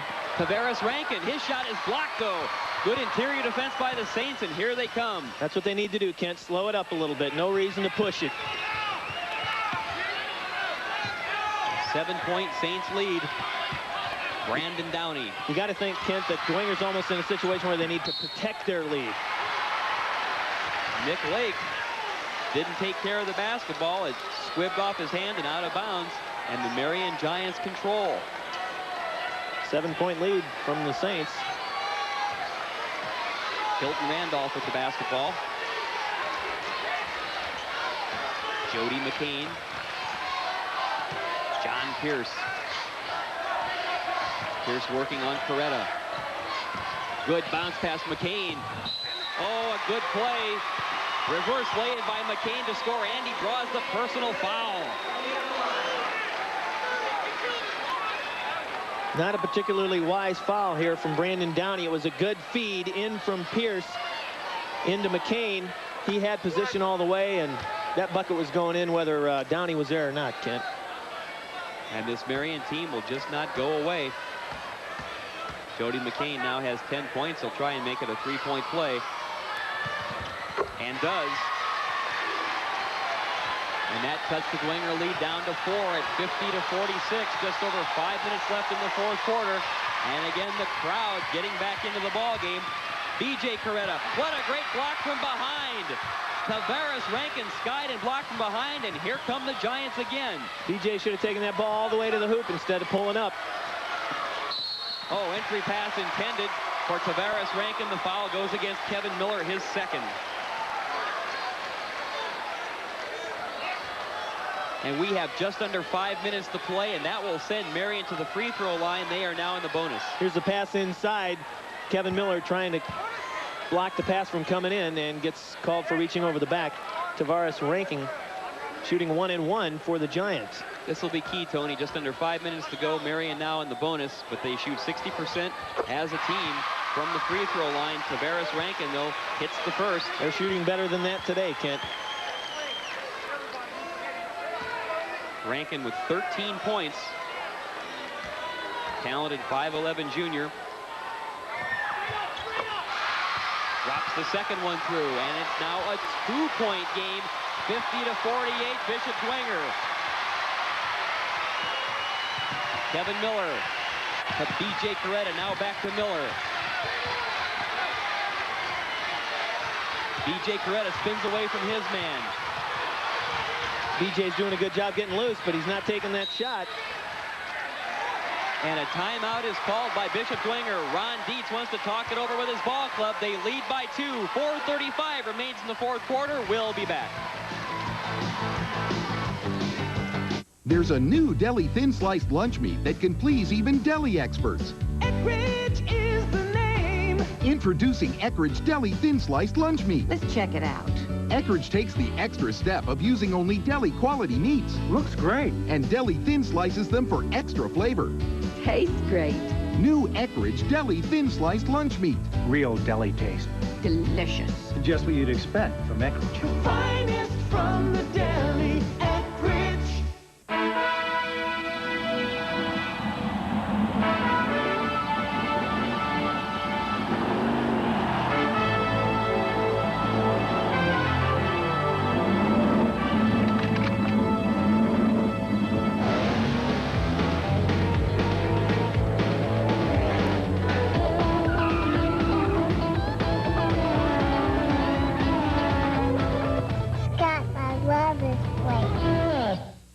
Here's your 33 outdoor forecast. I'm weather specialist Betsy Thompson. Kent Horman and Tony Richards back at Memorial Coliseum. 4:35 remains in the fourth quarter. 50-48, Bishop Dwenger over Marion. And the Saints to inbound the basketball. It'll be Brian Coretta. Tossed it into brother BJ. Now back out to Kevin Miller. Brian Coretta to Brandon Downey. His long jumper short off the front of the rim. Long rebound is controlled by Tavares Rankin. Rankin blows by the team. Baseline, reverse layup, won't go. Rebound controlled by Pierce. Back out to Kyle Kirby. His long jumper, good!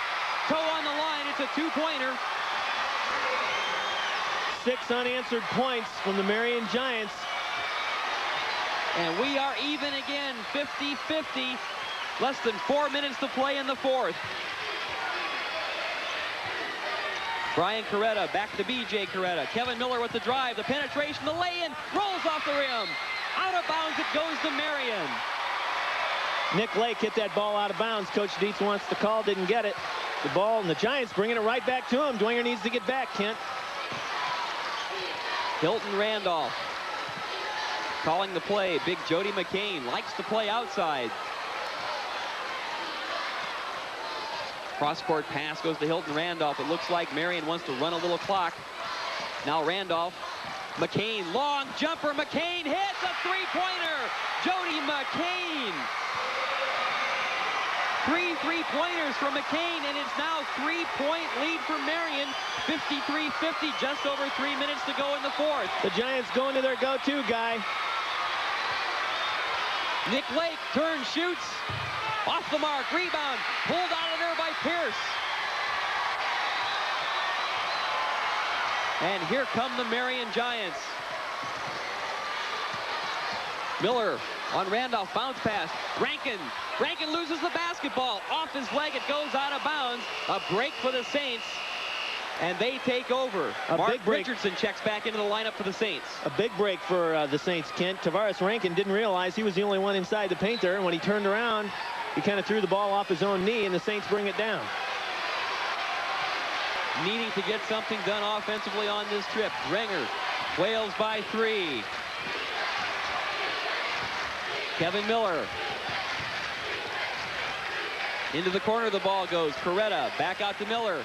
Entry pass intended for Lake. Knocked away. McCain. Now it's Nick Lake stealing the ball back. Good play by Lake. Waits for his team. B.J. Coretta. Brian Coretta loses 2 men. Oh, and the ball is stripped away, but there'll be a holding foul called against Marion. It's a good call from the official to get on there. Brian Coretta just doing a little double pumping, getting 2 guys to leave their feet, and John Pierce reaches his hand in and gets his third personal foul. He gets by 1 player, then he pumps again and gets Pierce to leave his feet and slaps him across the arm as he comes down. And Coretta was ruled to be in the act of shooting, so he'll go to the free throw line for a pair. The first trip to the stripe in this ball game for Brian Coretta. Boy, does he need the free throws now. Hits the first. Good soft touch. He's only 57% from the line on the season, but gets that one to fall. Dwenger is 8 for 8 from the line in this ball game. They have not missed until now. It's a 2-point lead for Marion. 53-51, just over 2 to go. And a long pass over Kyle Kirby. Another break for Dwenger. The turnover gives the ball back to the Saints. They now have a chance to come back and tie or take the lead if they hit a 3. Marion's not going to keep giving them these chances, Kent. The Dwenger Saints need to convert when they get a break like that. Kevin Miller, Coretta, back to Miller. Miller drives the lane, dishes off. What a great pass shot. Oh, and it won't go. Nick Lake could not get it to fall, but he'll go to the line. Good dish from Kevin Miller to Nick Lake on that one. He didn't even look at him. It was a no-look pass. You can see him. He just kind of knows where he is, kicks it over to Nick Lake, who goes up for it, and Kyle Kirby with the foul. And we have 4 on Kirby. Nick Lake has been to the line just once today, made the free throw, misses that one. Nick Lake a little cold here in the second half. He's only scored 2 points in the second half after 13 in the first. He's yet to score here in the fourth quarter. Got to give now he's on the board. Credit to the Giants on that one. He just hasn't had a lot of shots to shoot, Kent. They've been all over him. Oh, stolen. What a great play by Miller. Coretta with the lay-in. B.J. Coretta scores. And the Saints have gone back on top, 54-53. And Kevin Miller makes a mental mistake. He's going to put the Giants back at the line, trying to get the inbounds pass away from Tavares Rankin. Hold on to your socks, folks. We are going to have some finish here. Dwenger off the steal and lay-in by B.J. Coretta has come back to take a 1-point lead. But again, the foul on Kevin Miller will send Tavares Rankin to the free throw line. 1:50 remains in the fourth quarter. 54-53, Bishop Dwenger. Tavares Rankin with the 1-and-1. Isaac, way off the mark, an air ball. Saints were lucky they didn't get a lane violation there. Richardson was in that lane in a hurry. The Saints now have the basketball. 1:45 to go in the fourth. 54-53, Bishop Dwenger. There are hardly anybody in their seats right now here at the Coliseum. Oh, the steal on the play by Pierce. He drives, shoots, scores! Dwenger looking for the foul on that one. They're not going to get it. Good play by John Pierce to force that ball up into the hoop. What a change in momentum. Dwenger had the ball and a 1-point lead. The ball is stolen by Pierce. He scores, and he has the chance for the 3-point play. When the guy as big as John Pierce, he just drives it right to the hoop, and B.J. Coretta slaps him across the arm as he goes up for the shot. 1:35 remains in the fourth quarter. 55-54. Marion will be back. Hot eats, cool treats, a Dairy Queen. Get to Dairy Queen fast. We're introducing 3 new Blizzard and Breeze flavors. To celebrate, all flavors are just $1.19 each. Fabulous cherry cheesecake, rich fudge pecan brownies, scrumptious peanut butter and jelly. Choose creamy, smooth, soft serve or non-fat frozen yogurt. Blizzard flavor treat, Breeze frozen yogurt treat. Just $1.19 now. Hot eats, cool treats, we treat you right.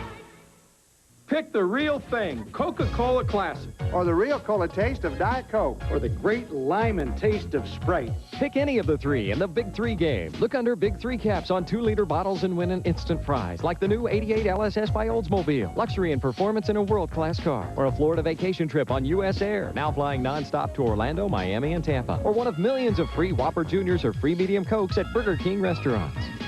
Play Big 3 today.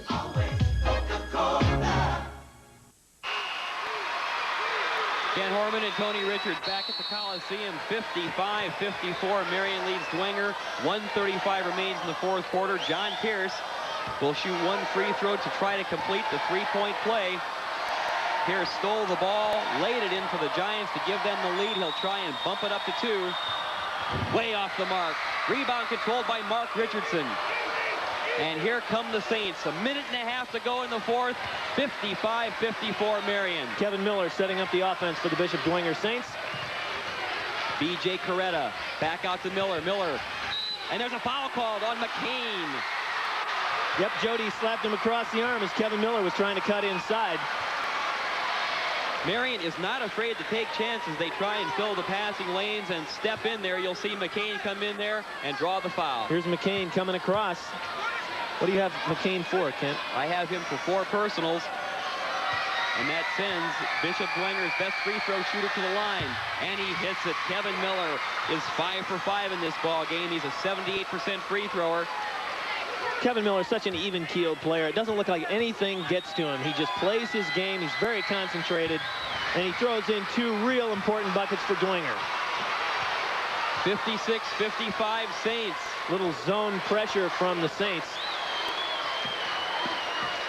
Tavares Rankin with the basketball. Let's see what the Giants do. John Pierce. Now it's Hilton Randolph signaling the play. 1 minute to go in the fourth. Dwenger with the 1-point lead. Marion with the ball. Pierce to McCain. These guys will take the 3. They're going to have to get out on him. Now it's Hilton Randolph again resetting. Not much movement away from the ball by the Giants. They may be going for 1, Kent.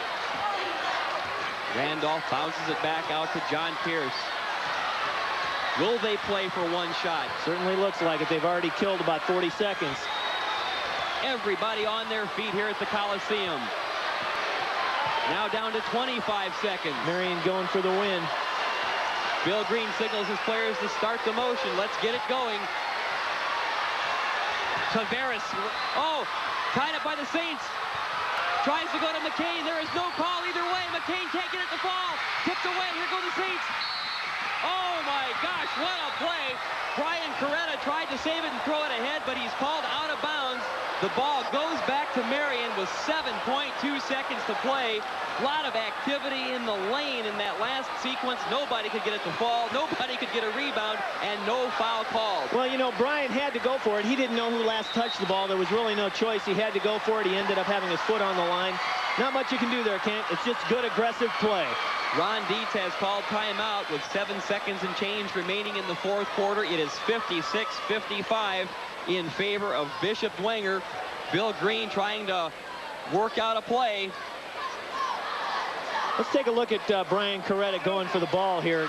He's not sure who last touched it, Kent. He's got his foot on the line as he tries to slap it back in bounds. Just good aggressive play. Nothing wrong with that. He did what he thought was right. Good call by the official who was right behind the play on the sideline to see that foot hit the line. And let's hear what Bill Green has to say to his ball club. He needs a 7-second play. Okay, now you got to get open. You got to move and get open. Now look, when he goes, John, if he's not open, Jody, you come right here and try to hit him here. If nothing else fails, then you shoot at the end. Looks like the objective is to kick it inside, Ken. If they can't do that, they're going to go ahead and take the shot. Well, and you can see why Bill Green has won so many state championships. 5 at Marion, 6 overall. That was kind of a triple option play. It looks like they're going to go for like about a quick 12 to 15 footer. Yeah, but they're not going to waste any time. If they don't see him open, Kent, they'll go ahead and throw it up. Here we go. Final 7 seconds of regulation. 56-55 Dwenger. Inbound goes to Tavares Rankin. Rankin's doubled. Now Hilton Randolph. Oh, what a great play. A jump ball. Dwenger has tied it up, and the possession goes to the Saints. Excellent play by Kevin Miller to come out and help out and tie up the ball. Possession arrow goes to Dwenger. Kevin Miller, the senior, making the good play. And timeout is called again by the Saints. What a clutch play by Kevin Miller to force the jump ball. 2.3 seconds remain. And now they'll talk it over again. Now here's classic Kevin Miller. Nothing bothers him. He keeps his head. He doesn't want to get the foul, but he is smart enough to get his hands in on this one. He'll come around to the backside as they feed the ball back over to Tavares Rankin.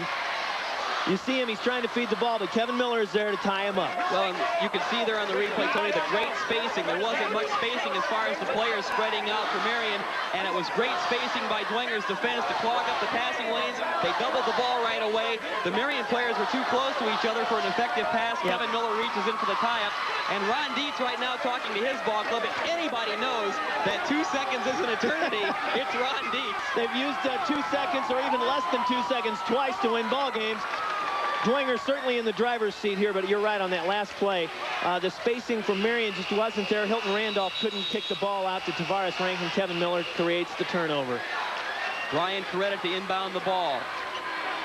They need to get it just in go ahead. Gold jersey's hands right away. Dwenger needs to go right at him on this one because they can afford to take the foul. Great pass. B.J. Coretta is hacked by McCain, and that should do it for Jody McCain. He'll foul out. 9/10 of a second to play. And the Saints will go to the free throw line. B.J. Coretta was down at his own three-point line and came up to the 5-second line, excuse me, the 10-second line to help him out, and gets caught with a foul. And that is going to be it for Jody McCain. Jody McCain will leave the game with 14 points for Marion. Here's the ball cross court to B.J.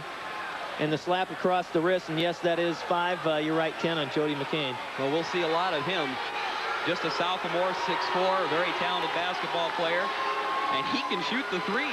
3 3-pointers in the ball game for McCain. Something going on here on the Marion bench. Seems to be some question as to... Well, Bill Green, the wily fox of a coach he is just taking his time before he puts in the substitute for McCain. He's going to let Coretta think about it a little more, and he is called a timeout. It's the icing play. Well, Bill Green never gives up. His team trails by 1, 9/10 of a second to play. So you really have to wonder, even if the free throw were missed, it would take one of those 3/4 court long shots to give Marion any kind of a chance. But Bill Green, you don't win almost 300 basketball games and get into the Indiana Basketball Hall of Fame by folding your tent at any time. And he is still talking to his players like they have a chance. Yeah, that's right, Kent. You can see a guy who's been here lots and lots of times. He's keeping his players calm. He says, let's set up a specific play and see if we can kick it out. The 0.9 seconds is a very short amount of time. Great ball game, Ken. Everything we expected. Never count the Giants out. You know, they really got themselves back into this ball game. Dwenger had a commanding 12-point lead in the first half of this game. Marion comes right back, gets it close at the half, and then takes over right after the halftime is over, and actually gets in front of Dwenger.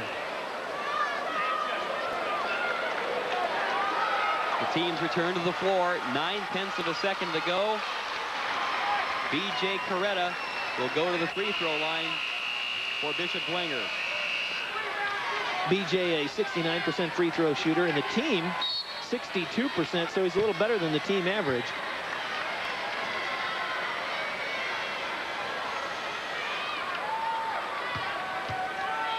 This will be a huge shot for B.J. Coretta, and he hits it.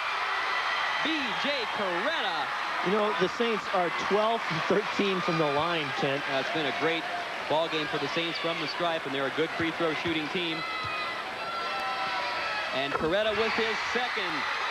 4 points, but 2 no huger than that one. Long shot. It's off the mark. The ball game is over, and the Bishop Dwenger Saints have won game 1 of the Fort Wayne Semi-State. 58-55 Bishop Dwenger.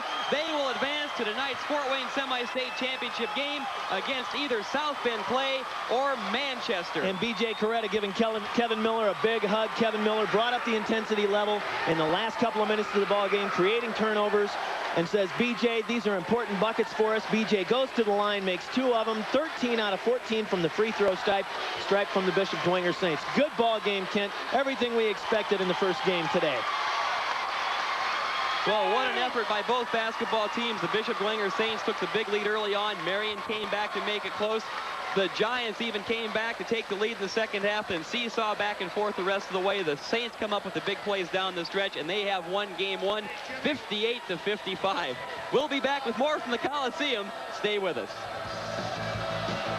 Introducing the relationship loan from Fort Wayne National Bank. New customers can borrow at a low 6.9% APR. If you have a checking or savings account or open one, it's 6.8 APR. Checking and savings, 6.7 APR. And if you have a checking, savings, and any other loan with us, you can borrow at an unbelievable 6.5% APR. See, it really does pay to bank with us. Fort Wayne's my city, and that's my bank. The relationship loan. The better we know you, the better it gets. Only at Fort Wayne National Bank.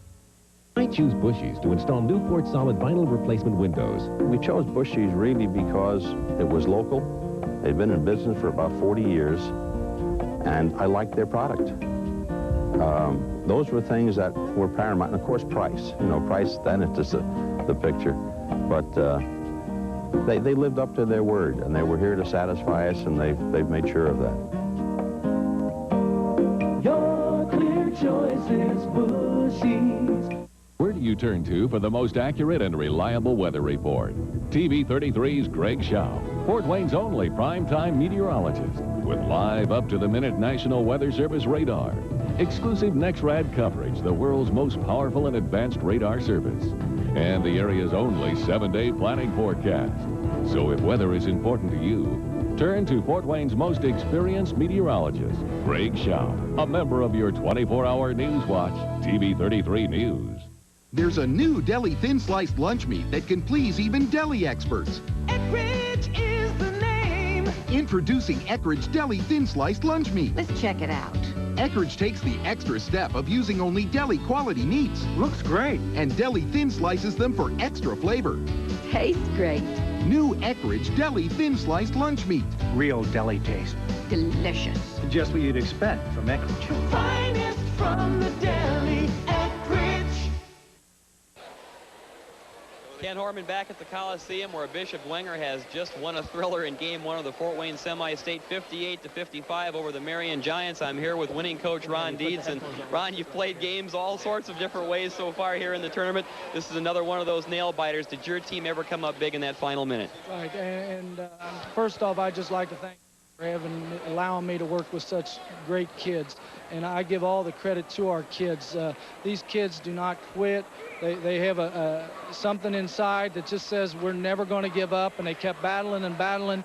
Marion did a nice job in the third quarter making a run, and we still come out on top. They make a run in the fourth quarter, and our kids battle back. Just heady kids, and they just did a great job for us today. It seems early on you dominated the first part of the game because they couldn't do anything with your big kids down low. But when Marion did get back in the basketball game, those two guards, Randolph and Rankin, did a great job defending your forwards. They came up with some steals and some blocks, and it looks like their guards gave you just a little bit of trouble at one point. Well, what you have to do is realize that's Coach Green. They go in at halftime. We came in with the game plan of how we were going to attack the matchup, and we did a very good job. They go in at halftime, and Coach Green does a great job of shutting down what we had designed, and we struggled the third and fourth quarter, but there's where the kids take over. I give the kids all the credit. You know, a situation where, and I do think this comes down to great coaching and great execution by your kids when it counts the most. Marion had a chance to win this basketball game, and just a tremendous defensive play by Kevin Miller to get that key tie-up right down the stretch to give you guys the basketball and the possession. What a huge defensive play. Well, what happened is that he stayed aggressive. We didn't stay tentative. We've always been aggressive with our man-to-man defense, and they went out and got after the ball, and it just happened to be that Kevin was the one that got it that time. But he played an extremely classy game for us. Coach, congratulations. I know you want to talk to your players. Good luck tonight. Just a great ball game for Bishop Dwenger. Thank you. Thank you for coming out and allowing us to be on. Coach Ron Dietz of Bishop Dwenger. We also have one of the stars of the ball game for the Saints guard, Kevin Miller. And Kevin, you really got actively involved offensively in the second half. Some great clutch free throws in the fourth quarter, and what a play, that great tie-up to preserve the win for the Saints. Yeah, it's a big play. Their Marion guards came close together there, and we saw the opportunity to trap, and we got the jump ball luckily. How tough was Marion to play? Because it seemed like you guys dominated them inside, but their guards were not only quick but aggressive, and they were a little tough to handle, it seemed. Yeah, Marion guards are very quick. They're both under 6 foot, and they get after you, and it's me and BJ handle it pretty well. Our job to get inside, and our big guys took care of it.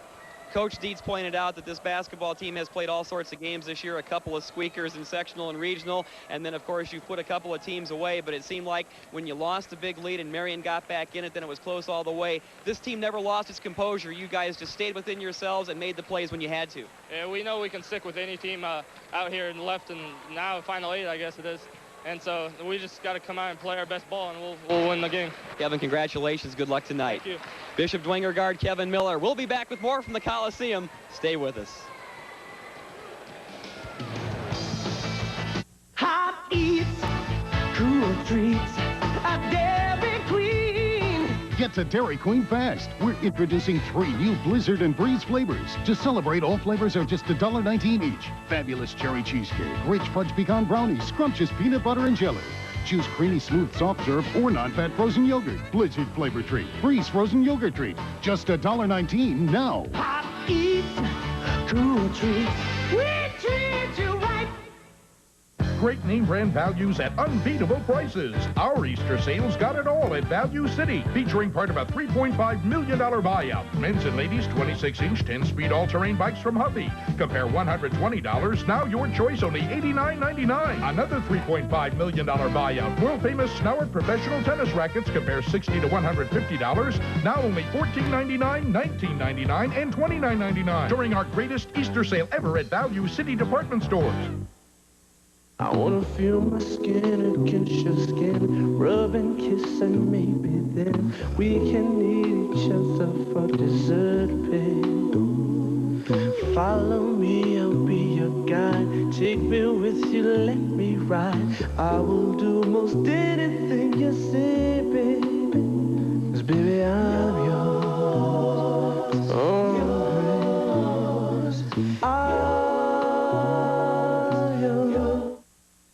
Here's your 33 outdoor forecast. I'm weather specialist Betsy Thompson.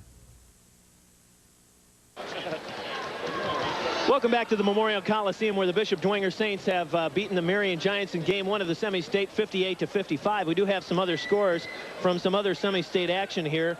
At the Lafayette semi-state, we have a final. East Chicago beating Brownsburg 75-63.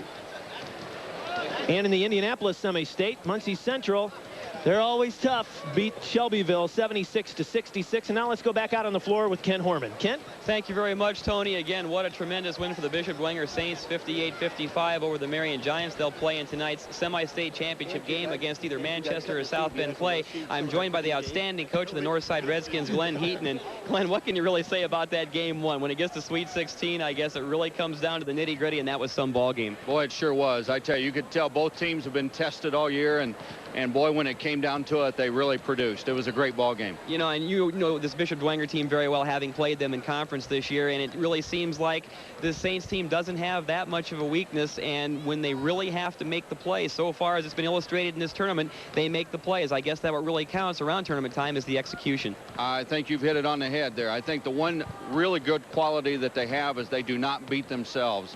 And they are very big, they're physical, and I think you saw today as you get up to the semi-state level, the officials are going to let you play. And I think that works to Dwenger's advantage because they are big and strong, and they just don't make the mistakes that some people do that ends up losing the ball game for them. And a Marion team is never an easy team to beat, especially when you have Bill Green on the bench. I mean, it was just a tremendous basketball game, and both teams kind of like boxers in the final round in that final minute, trading punches and counter punches, and I think it really came down to who made the big plays. Well, that's exactly right. And, you know, Marion made a couple really nice runs. I thought right at the end of the second quarter, they came back and got themselves in a position to come out second half with some momentum.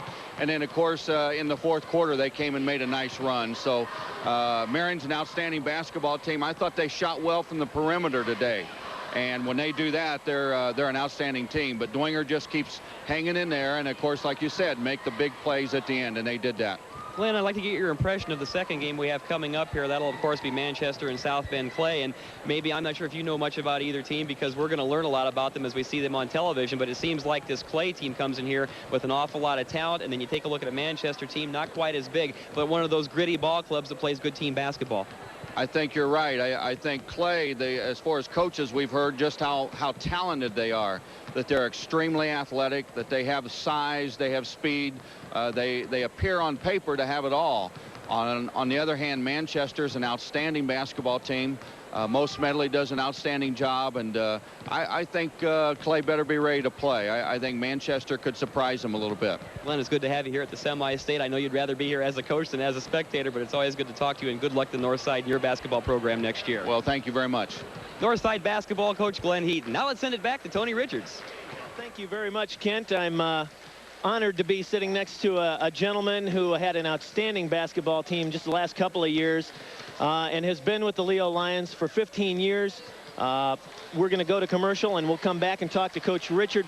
Oh, I'm sorry. Okay, we're going to talk to Coach Richard Budd of the Leo Lions. Richard, what do you think? Game one, is it what you expected? Oh, it was a great game. It was a lot of quickness against a lot of size, and this particular day the size won. But it was fun to watch the strategy and the different setups and the defenses that were used out there and what would happen after timeouts, and I thoroughly enjoyed that game. What is the difference between the Bishop Dwenger Saints in the postseason versus the regular season when you took them on? Well, I think they're shooting a whole lot better, especially the three-point shot. That ball game started, there was 3 or 4 three-point shots just drained right off the bat. And when we played Dwenger earlier in the year, we kind of backed off and kind of let them shoot that outside shot, and they didn't shoot that well. And they have done a much better job of that now, and the transition game's better. They get up and down the floor a little bit quicker than they did a couple months ago. And they're really a different ball club now than they were then. Yeah, they seem to control the boards very well in this ball game, and then when they pulled it down because of Marion's quickness, they were good at slapping the ball away from them. I thought they just did a great job handling the quickness of Marion and not get themselves into problems. They just don't make mistakes. How about game two, Coach, between South Bend Clay and Manchester? I know very little about South Bend Clay except what I've read, and of course we don't play Manchester, but being near here, I know a little bit something about them. They have an awful lot of quickness. It may be a case of quickness again against some size, although I understand South Bend also does have some size. Manchester has some good shooters, and they've gotten here. They're very gritty. They work hard. They're going to be the kind of kids that, dive on the floor and end up with, bruises and scratches getting after that ball. And I think it'll be a fun game to watch. Coach, now that the season is over for the Leo Lions, what have you told your players that have had a chance to sit back and reflect a little bit on a very special season? Well, of course, what you do in a situation like we had this year, when you lose a game that you don't think you should have, it's human nature to kind of dwell on the negative, and which is happening right now. But over a period of time, the kids will forget about that loss, and they'll start thinking about the really good things that happened this year and the benchmark they set, having an undefeated season.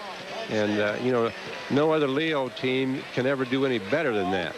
So, they need to be proud, and it'll come. They will. And everybody, I think, in the area is proud of them. A great ball team. How about 1994 and 5?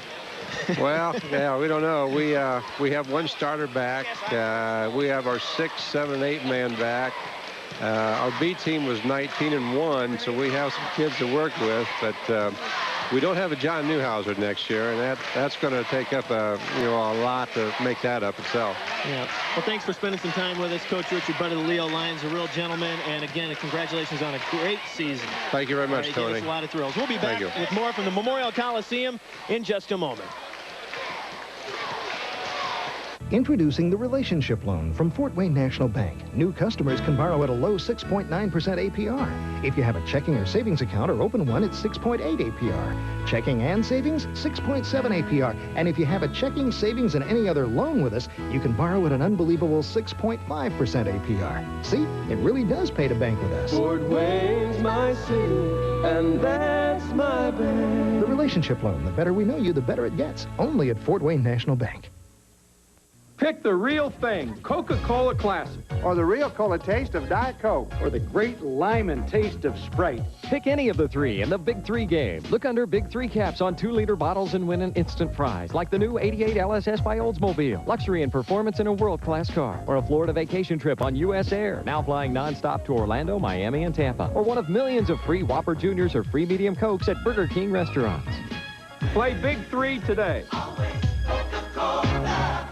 You'll love shopping at Value City. We're not like any other store you've ever been in. When the world's most famous makers create more than they can handle, we buy it. When manufacturers have a closeout, we buy it. From the latest in fashions to the best in hardline merchandise, we buy it, and we buy it right. Every day, you'll always get the biggest selection and the most name brands at prices lower than department stores, lower than discount stores, even lower than outlet stores. Shop us first and shop us often, because while the selection always changes, the values never stop. We've got it all at Value City Department Stores.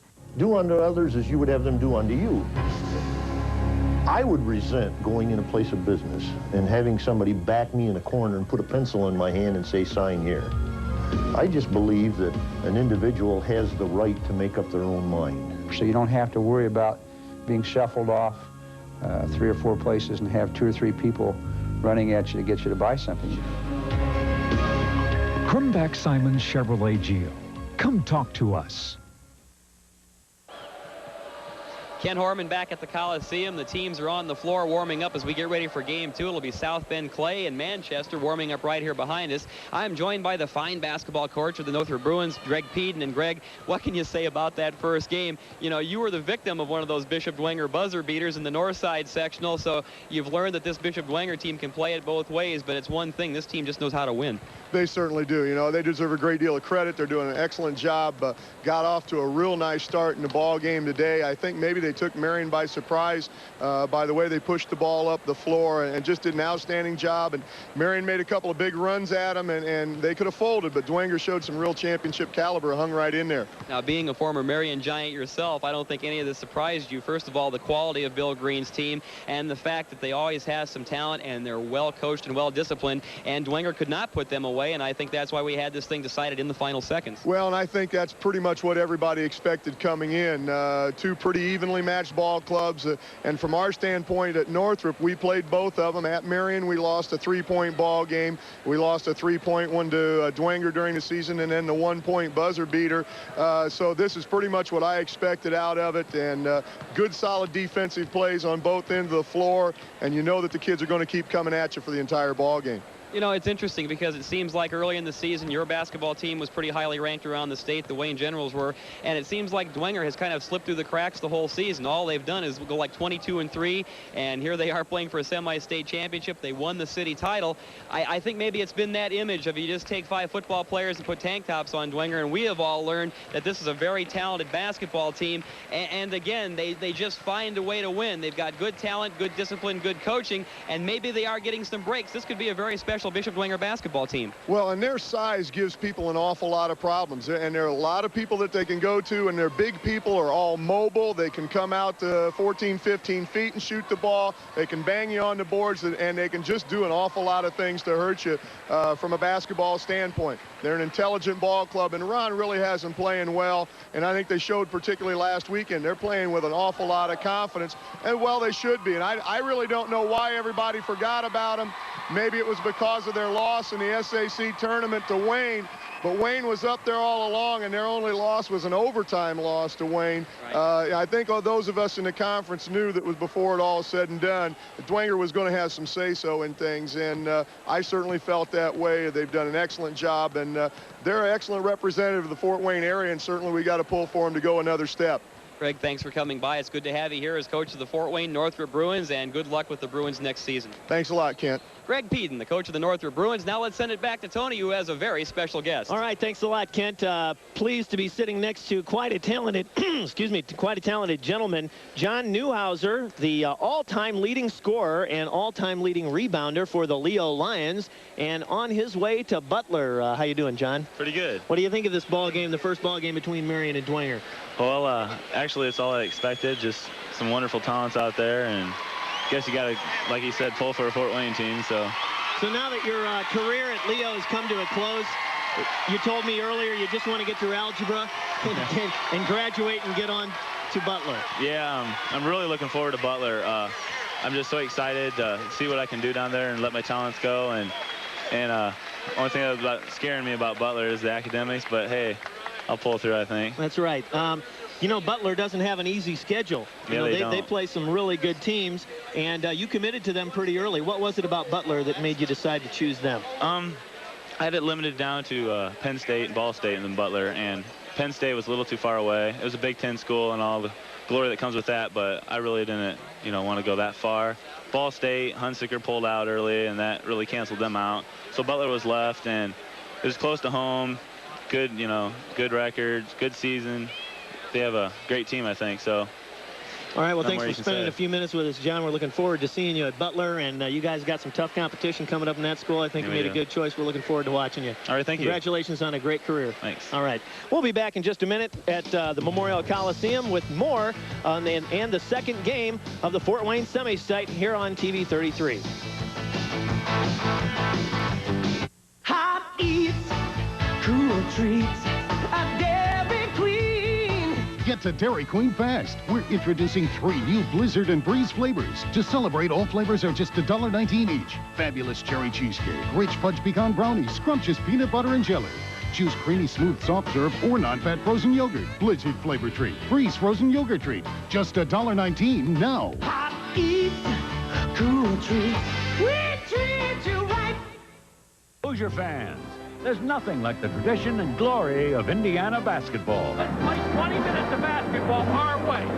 Now, you can relive all of IU's greatest moments in Hoosiers Hoops, a fantastic new video from Sports Illustrated. Plus, you'll also get an authentic Indiana team hat. And best of all, both gifts are absolutely free with your paid subscription to Sports Illustrated. Indiana wins it. Hoosiers Hoops captures the most memorable moments in IU basketball history. Indiana wins the championship. From Branch to Bobby, you'll see all of IU's championships like you've never seen them before. Call now and get Hoosiers Hoops, plus your Indiana team hat, along with 54 issues of Sports Illustrated, including the swimsuit issue, for only $1.39 an issue. Save over 52% off the cover price. For quicker delivery, use your credit card. Nobody plays basketball like the Hoosiers, and there's nothing in the world like Sports Illustrated. Get into it.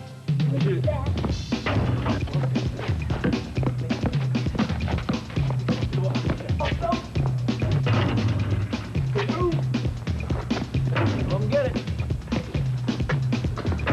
Well, you've grown a foot since yesterday. Good shot. Ah, thanks, Mom. Now, how about a real game of ball?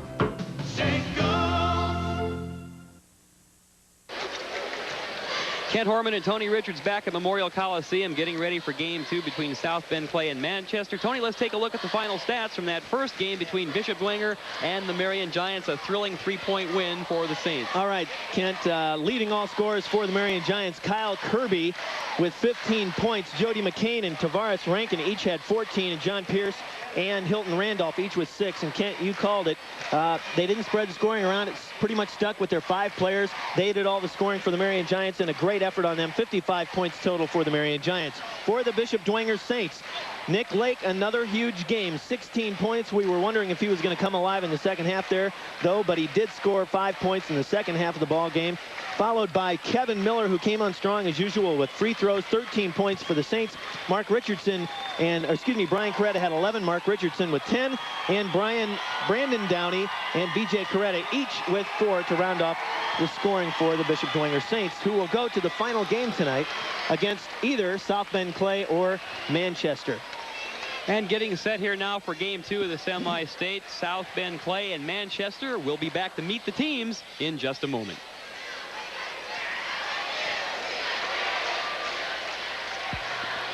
TV 33, your Northeast Indiana sports leader, now presents live coverage of the Fort Wayne IHSAA Boys Semi-State Tournament. Brought to you by Eckrich. Taste the finest. Taste Eckrich smoked sausage, cold cuts, and franks. By Fort Wayne National Bank. Fort Wayne's my city. And that's my bank. By Scott's Foods, committed to quality, price, service, and you. By Schenkel's All-Star Dairy. Thanks for buying Schenkel's All-Star Dairy products. And by Crumback Simon Chevrolet Geo. Come talk to us. Now, live from the Memorial Coliseum, here are Kent Horman and Tony Richards. South Bend Clay and Manchester have both turned Sweet 16 for the first time. The Colonials and Squires are making their first semi-state appearance, and both teams come in with impressive credentials. Clay features a powerful inside game, plus a pressure defense, while junior-laden Manchester counters with a balanced attack and a just-won't-quit attitude. Which team can best deal with the mounting pressure of semi-state? We'll find out when South Bend Clay meets Manchester. And indeed, we will find that out. Tony Richards and Kent Horman, we are set to go here. Game number 2, South Bend Clay and Manchester. Both of these teams making their first appearance in a Sweet 16. Let's meet the ball clubs and go to public address announcer Jim Chandler. Welcome, ladies and gentlemen, to Game 2 of the Fort Wayne Semi-State. The visitors on the scoreboard, the Clay Colonials, the home team, the Manchester Squires.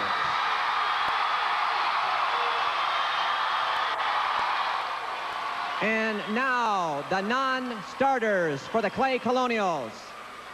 Number 4, Joe Hunter. Number 12, Carrie Pates. Number 32, Steve Griffin. 34, Yule Lee. Number 42, Jeff Proctor. 44, John White.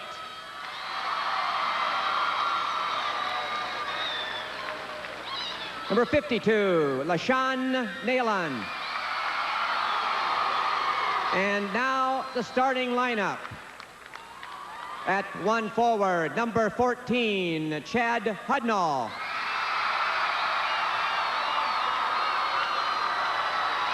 At forward, number 22, Jaron Cornell.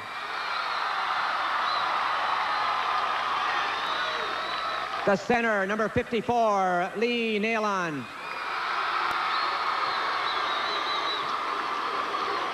At 1 guard, number 10, Mike Lee. And the other guard, number 30, Charles Bonds. The assistant coaches, Jim Parent, Ken Bargo, Steve Scott, and the head coach, Mr. Tom DeBates.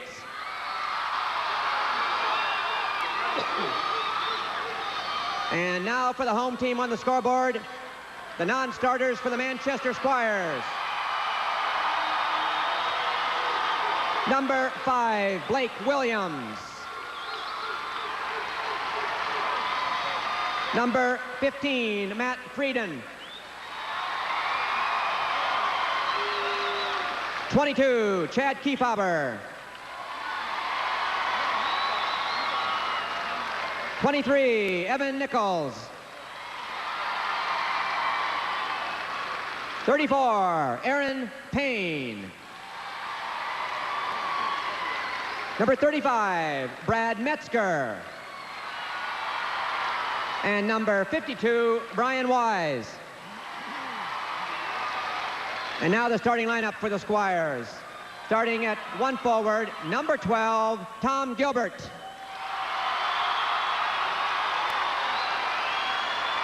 At forward, number 42, Brian Carr. The center is 54, Tim Pitts. At 1 guard, number 3, Matt Eberle. And his running mate, number 20, Torrey Schaefer. The assistant coach is Steve Rice, and the head coach, Mr. Mo Smedley. The officials for tonight's The officials contest. for game number 2 will be Tom Urban and Mark Hay. We are just about set to go. The second game of the Fort Wayne Semi-State, South Bend Clay and Manchester, both making their first appearance in the Sweet 16. We'll be back. There's a new deli thin-sliced lunch meat that can please even deli experts. Eckrich is the name. Introducing Eckrich Deli Thin-Sliced Lunch Meat. Let's check it out. Eckrich takes the extra step of using only deli quality meats. Looks great. And deli thin slices them for extra flavor. Tastes great. New Eckrich Deli Thin-Sliced Lunch Meat. Real deli taste. Delicious. Just what you'd expect from Eckrich. Finest from the deli, Eckrich. I worked at Scott's for 3 years. Good people, good working conditions, and good friends. It's like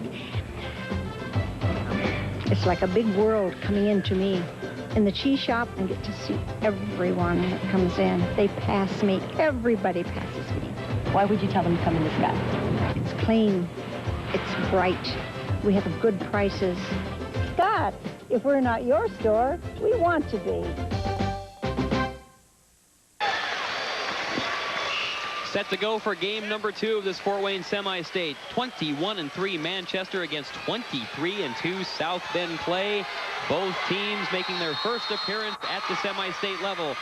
Lee Nalen in the tip against Brian Carr, and Manchester controls the basketball, and the Squires set up their offense. Torrey Schaefer with the ball. Down into Brian Carr, their leading scorer. Goes up, shoots, draws the personal foul on the play against Jerron Cornell.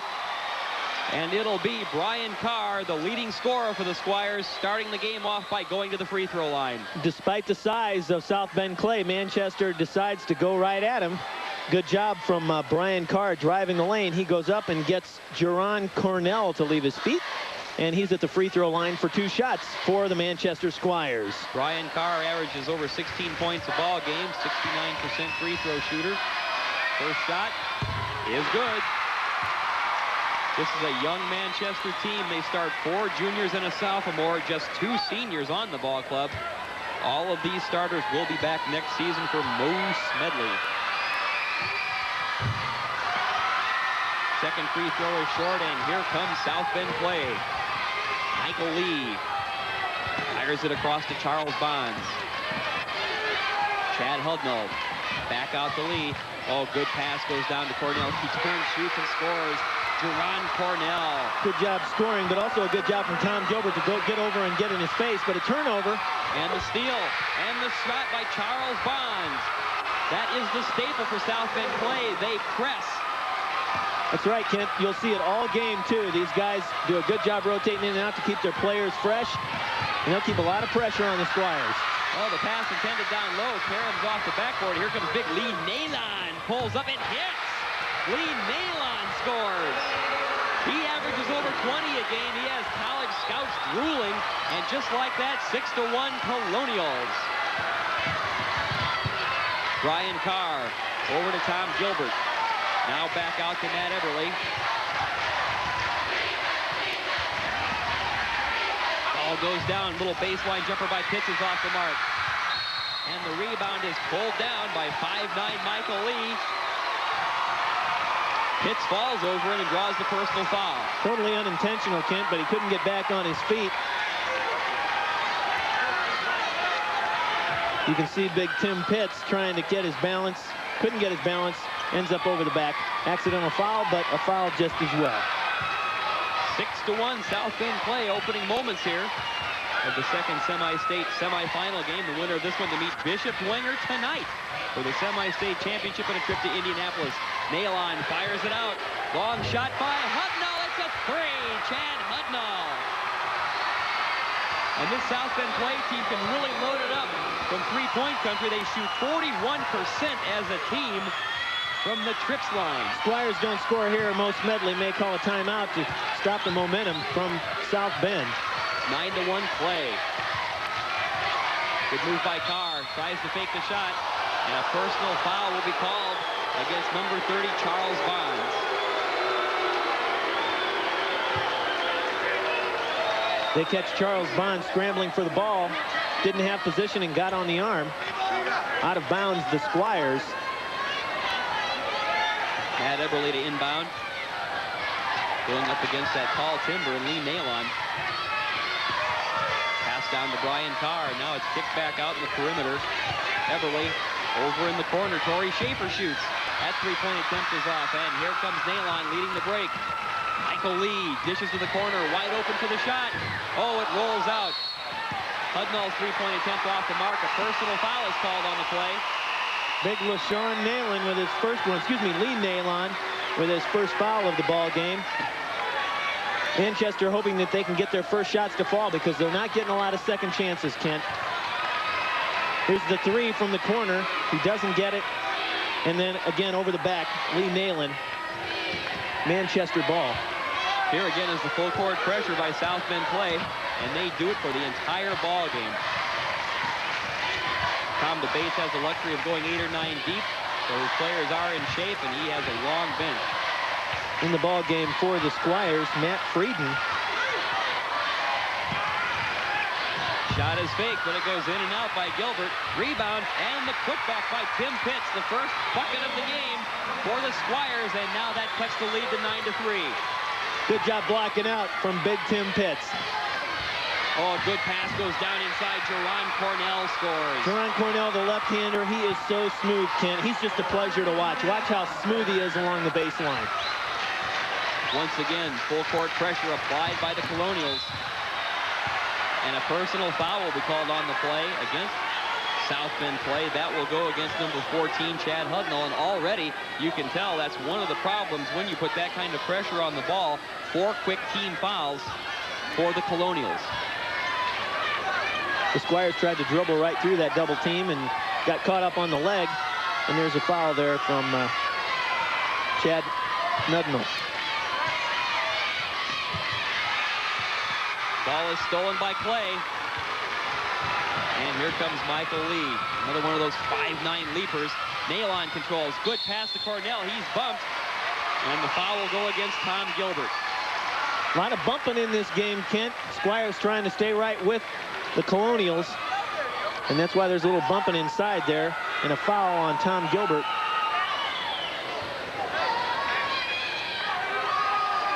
Hudnall set for the inbounds play. Number 52, LaShawn Nalon checks into the lineup. So we have the Nalon brothers in. Off the inbounds, long jumper by Lee. That's off the mark. And it looks like just into the ball game, LaShawn Nalon will draw the personal foul. Good job from little Brian Carr, who skies to pull down that rebound and catch him off balance there and over the back. Already 5 team fouls against South Bend play. 4:28 mark, first quarter, 11-3 in favor of Clay. Coach Smedley rotating people in and out of this ball game as well, Kent. And here come the Squires. They break the press. Ooh, little bump there, no call. Baseline goes Carr. Now the pass goes across to Everly. Pitts with the entry pass. Matt Frieden back to Pitts. Pitts fake, shoots, and that's rejected by Nalon. Pitts gets the rebound. Can't get the shot to fall. They crash the boards. Rebound controlled. Now it's given back to Pitts, and he is hammered on the play by Lee Nalon. And that is Nalon's second personal foul we have him for. Let's take a look.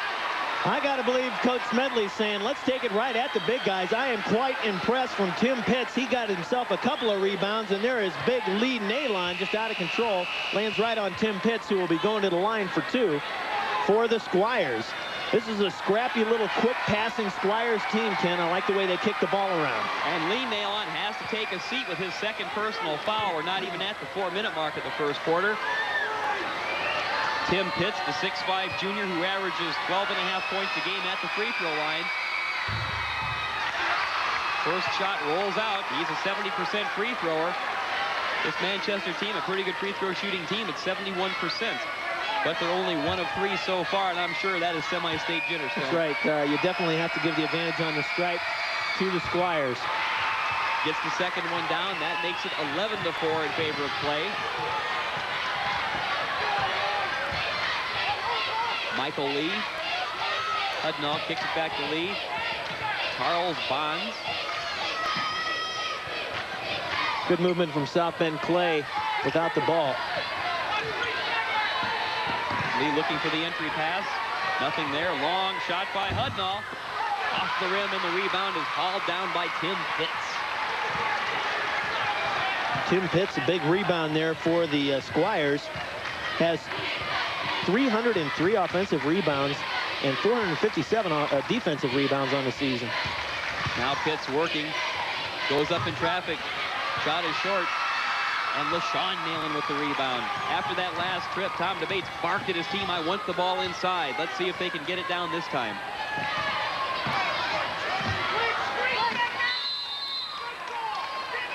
And we have a whistle on the play. It's a 3-second violation against South Bend Clay. And beyond LaShawn Nalon camping out in the lane, building a house in there, and they get the 3-second call. We've got a timeout on the floor. And there's a break in the action. It's 11-4 South Bend Clay. We'll be back from the Coliseum. Stay with us. Emergency liquidation. Clark and Mitchell failed to reduce our inventories, and now we must pay a huge inventory tax. In order to raise this cash, we must liquidate a substantial portion of our $4 million inventory. Drastic markdowns. No reasonable offer will be refused on clearance merchandise. We must sell carpet, no-wax vinyl, furniture, and mattresses right now, and we'll do it at almost any price. You simply will never get a better chance to buy top-quality furniture and flooring during the emergency liquidation sale. On now at all 4 Clark and Mitchell locations. Come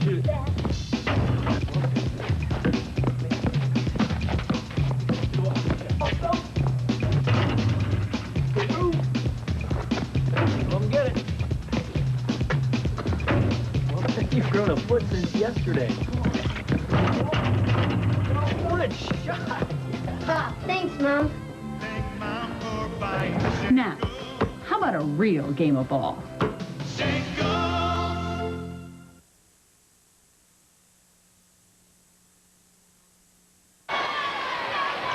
Ken Horman and Tony Richards back at the Coliseum. 3:06 to go in the opening period of play. Game number 2 of the Fort Wayne Semi-State semifinals. South Bend Clay leads Manchester 11-4. And the Squires again break the press. Ball goes across Chad Kefauver to Pitts down in the blocks. He scores. Tim Pitts. The Squires showing some speed on that one, Kent, on that series. Pitts has 5 of Manchester's 6 points. They trail by 5. Oh, the pass across the nail line. He leans in, gets the roll, and the foul. LaShawn Nalen just muscled in, got the left-hander to roll, and he drew the personal foul. Here you take a look at Chad Kefauver trying to get position on that one. Falls back, doesn't get the call. And we've got LaShawn Nalen at the line. 1 shot trying to convert the 3-point play. And LaShawn Nalen is a 66.5% free throw shooter on the season, Kent.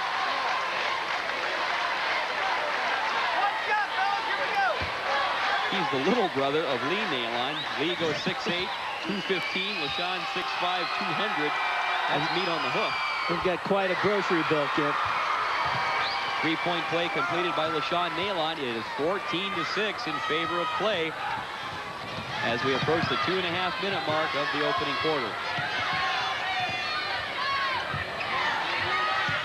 Tim Pitts works it over to Matt Frieden. Now back out to Eberle. Eberle dishes to Pitts. Pitts going up and getting the roll. Tim Pitts is the go-to guy here in the first quarter. 7 of the 8 Manchester points.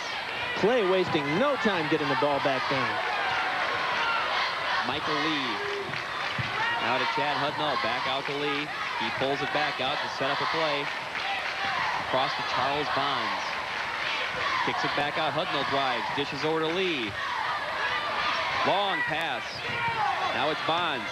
Strong pass for Nalen. Oh, big collision in the lane. Manchester with the steal.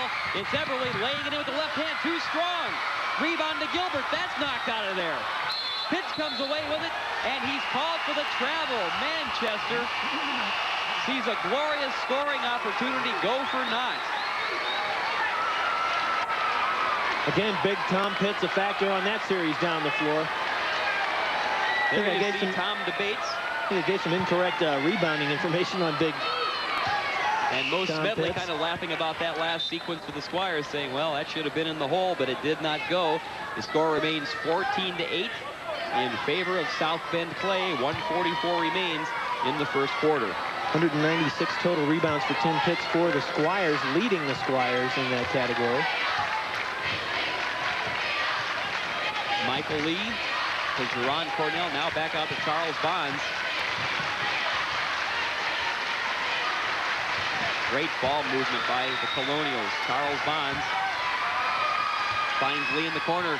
Quick entry pass intended for Cornell. Good defense there by Tom Gilbert. Michael Lee tried to force that ball in there, but Tom Gilbert was in the way. Clay ball out of bounds.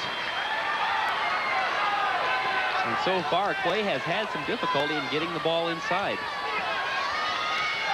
Long jumper on the play. Rolls in and out. That was Steve Griffin putting it up. He just checked into the South Bend Clay lineup.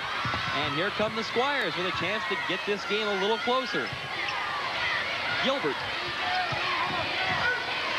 Back to Matt Eberle, the fine point guard for the Squires. It's a nail on underneath, having a battle. Oh, Gilbert has the ball knocked away, but he retains control, but he walked with it. So a turnover gives the ball back to the Colonials. Squire fans thought that was knocked loose by South Bend Clay. Not the case, in a turnover. Charles Bonds to Jerron Cornell, thought about it, but throws it back across to Steve Griffin. Now it's Bonds working baseline, fires the pass, goes off the fingers of Jerron Cornell. Tony, we saw that in practice yesterday where Clay moves the ball around awfully well, but they really like to fire the basketball, and in close quarters like that, they will commit some turnovers. Well, especially when you've got 3 Squires along the baseline, so they're doing a pretty good job getting underneath the hoop. Again, the pressure by the South Bend Clay defense, broken by Manchester, but the ball is knocked away from Carr, and here come the Colonials. Nail on. Well, he did a little T-Berry shuffle in the lane, but he gets a break. A foul is called against Manchester. Looks like it'll go against Torrey Schaefer. Schaefer had to have turned his body on that one, Kent, because he certainly looked planted to me. Was trying to get Nail on to just run right over him. He stops, but he does turn his hips a little bit and gets called for the foul. That's his first one. Well, Torrey Schaefer. Good call by the official. I thought that perhaps Nailon had walked a little bit, but that was only his second step. He's just got those long legs. Inbounds to Clay. Just so big.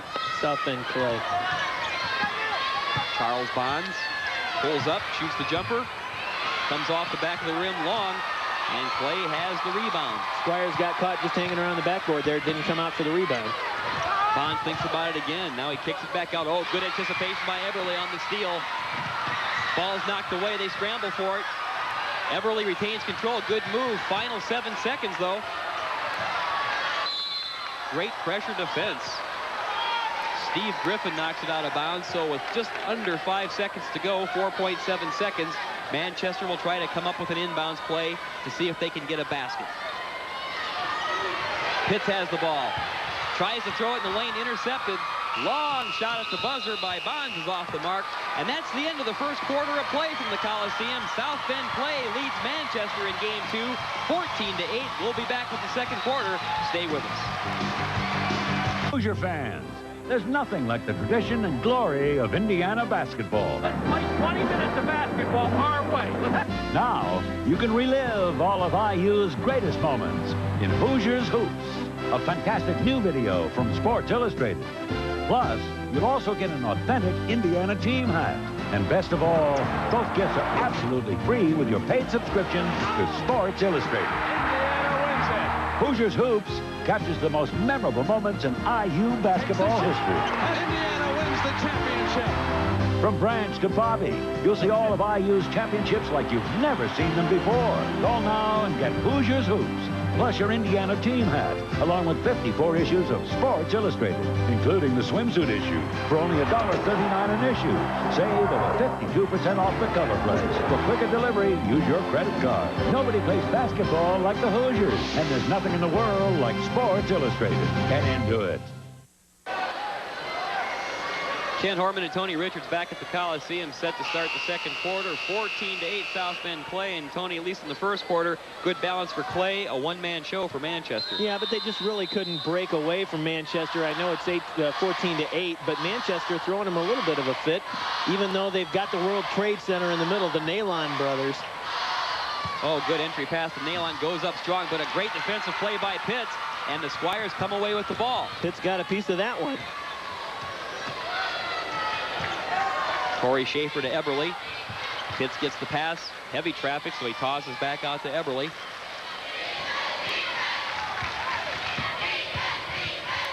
Manchester looking for that good scoring opportunity. Ball goes down to Pitts up against Nalon.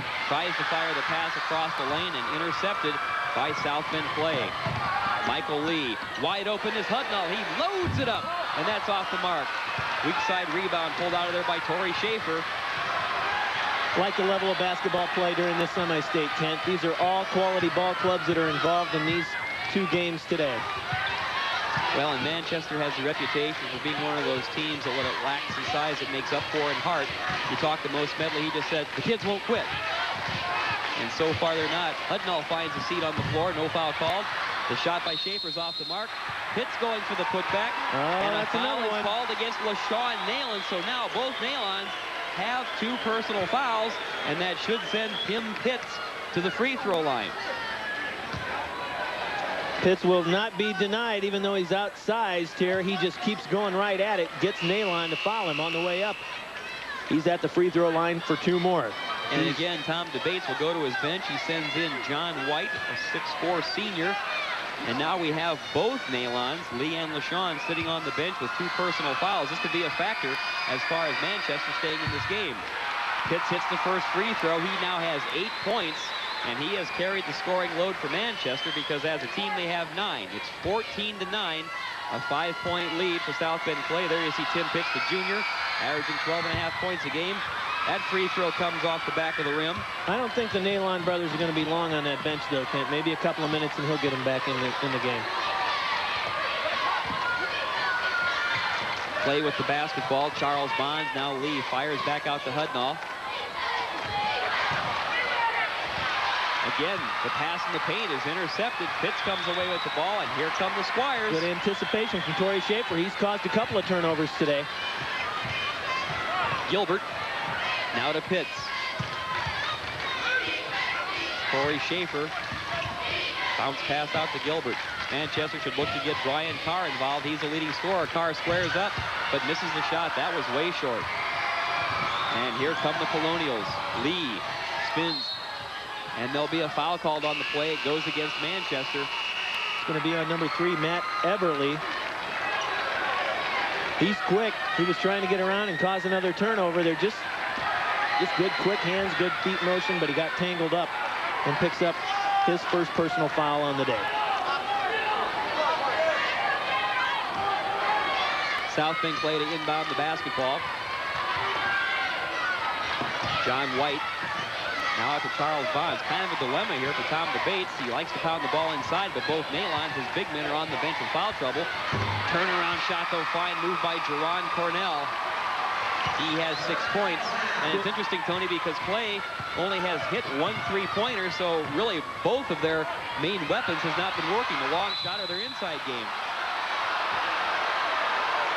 White goes for the interception. Ball goes out of bounds, though, and Manchester retains control. Most Smedley really working that bench, trying to keep freshness in there, so they know they're going to have to put pressure on Clay. You know, I got to like the fact that they're taking it right to him, Kent. They won't be intimidated. Eberly with the basketball, trying to set up a play. Matt Frieden, who's back in the lineup for the Squires. Back to Eberly. Here's Frieden. 2-3 zone from Clay. Gilbert cut off along the baseline by White. Now it's back out to Frieden. Brian Carr works baseline, shoots, rolls out, and the rebound pulled down by Jerron Cornell, and here come the Colonials. Bonds pulls up, shoots. That's way short, but the rebound, oh, that won't go down for White. Nothing falling for the Squires. 5-minute mark of the second quarter, 16-9 in favor of South Bend Clay. And it's not that the Squires aren't getting off good shots, too, Kent. They're open. They're just not falling for him. Gilbert throws it back out to Eberly. Now Pitts working in the lane. Good dish. Eberly drives, shoots, and a foul is called on the play. Good court awareness from Tim Pitts. I like this guy. He's kicking the ball around really well. He doesn't keep it too long. He had two Colonials on him. He kicked it back out. And a good job from Matt Eberly driving the lane on, the baseline here, picking up the foul. And he will go to the free throw line to shoot a pair, a 70% free thrower. 16-9 in favor of Clay. Free throw is good.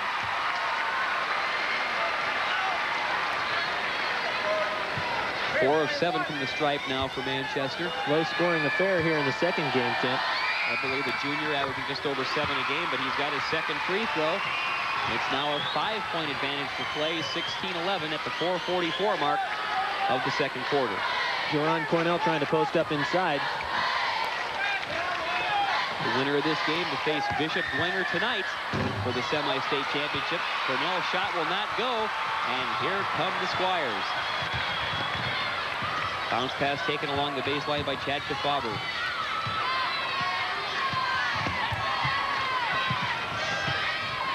Again, the The Squires try and work baseline, but they're cut off. Now to Faber. Puts up the three-pointer. It's blocked, though. Oh, Pitts pulls down the rebound and scores! Well, a good break there for Manchester. The three-point attempt was blocked. What would have been an air ball landed right in the hands of Pitts, and he just put it right through. Pitts dominating inside without the Nailon brothers in this lineup, Kent. He has 10 points. Ball poked away, saved by Cornell. He goes up and banks it in. Jerron Cornell picking up some of the scoring load for South Bend Clay. He averages over 16 a game. He now has 8.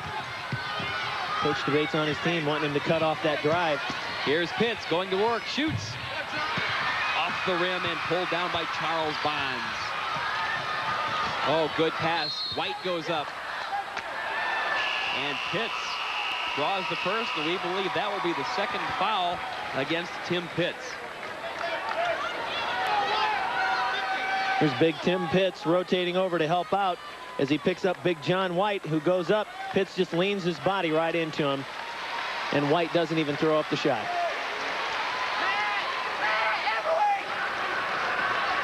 South Bend Clay set to inbound. Both teams are making some wholesale changes here in the first half. Torrey Schaefer re-enters the lineup, and Pitts will sit down with the 2 personal fouls. Now we'll have to see how Manchester can weather the storm with their big man, Pitts, on the sideline. Coach DeBate's perfectly happy to leave the Nailon brothers out as long as South Bend can stay in control. Long shot on the play. That's off the rim. Griffin couldn't get that three-point attempt to fall. Both teams are cold here in the first half. Good job setting a screen out on top.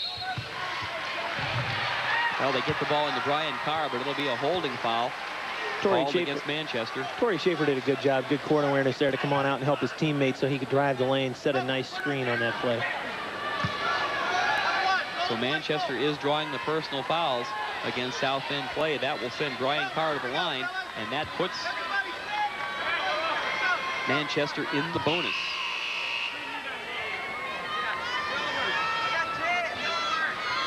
Foul was against Chad Hudnall, his second.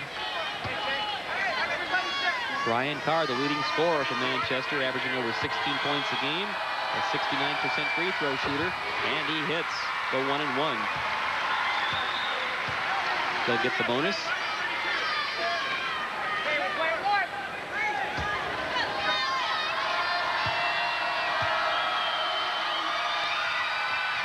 Second free throw rolls out, and the rebound controlled by White, but it's intercepted. Get it back again. Torrey Schaefer makes himself known in here, gets them to fall over his back.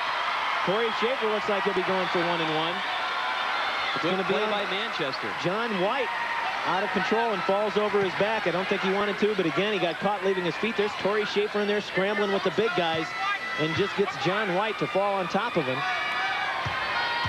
This gritty little Manchester team hanging right with powerful South Bend Clay. Free throw off the mark, though, by Torrey Schaefer. And here comes Clay.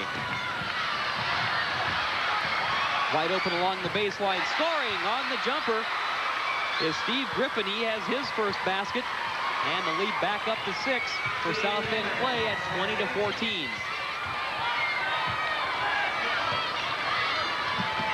Torrey Schaefer works it into Carr. Goes up, shoots. Oh, blocked away on the play. Looks like the foul, though, will go against Steve Griffin. Colonial fans don't like that. They thought he got all ball on that from sneak behind, but apparently slapped him on the hands. That'll send Brian Carr to the line. Well, we've got timeout on the floor. It's 20-14 in favor of South Bend Clay. 2:43 remains in the first half. We'll be back. Do unto others as you would have them do unto you. I would resent going in a place of business and having somebody back me in a corner and put a pencil in my hand and say, sign here. I just believe that an individual has the right to make up their own mind. So you don't have to worry about being shuffled off 3 or 4 places and have 2 or 3 people running at you to get you to buy something. Crumback Simon Chevrolet Geo. Come talk to us. Shop custom furniture at Mattress Factory Outlet for quality, selection, and price. For example, beautiful living room set, $199, $399 and up. Lovely 4-piece bedroom sets, $189, $389 and up. Custom innerspring mattresses, normal and special sizes, starting at $48 each. Super savings on other furniture items, too numerous to mention. Open every day. Custom Furniture and Mattress Factory Outlet on Goshen Road between McDonald's and Gateway Plaza. Remember, nobody undersells the factory. Here's your 33 outdoor forecast. I'm weather specialist Betsy Thompson. Ken Horman and Tony Richards back at the Coliseum. Manchester will send Brian Carr to the free throw line. It's 20-14 in favor of South Bend Clay. Game 2 of the Fort Wayne Semi-State semifinals. Big LaShawn Nayland back in the lineup for the Colonials. Carr with the first free throw. The junior averaging 16 points a game. Good rebounder. 6'1". Leading scorer for what is a balanced Squires attack.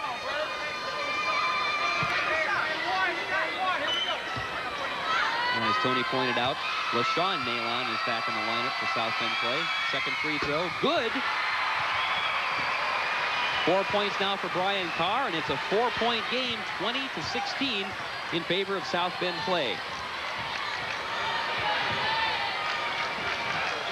I'm impressed that the Squires can stay with these guys. The good quick guards on the Squires.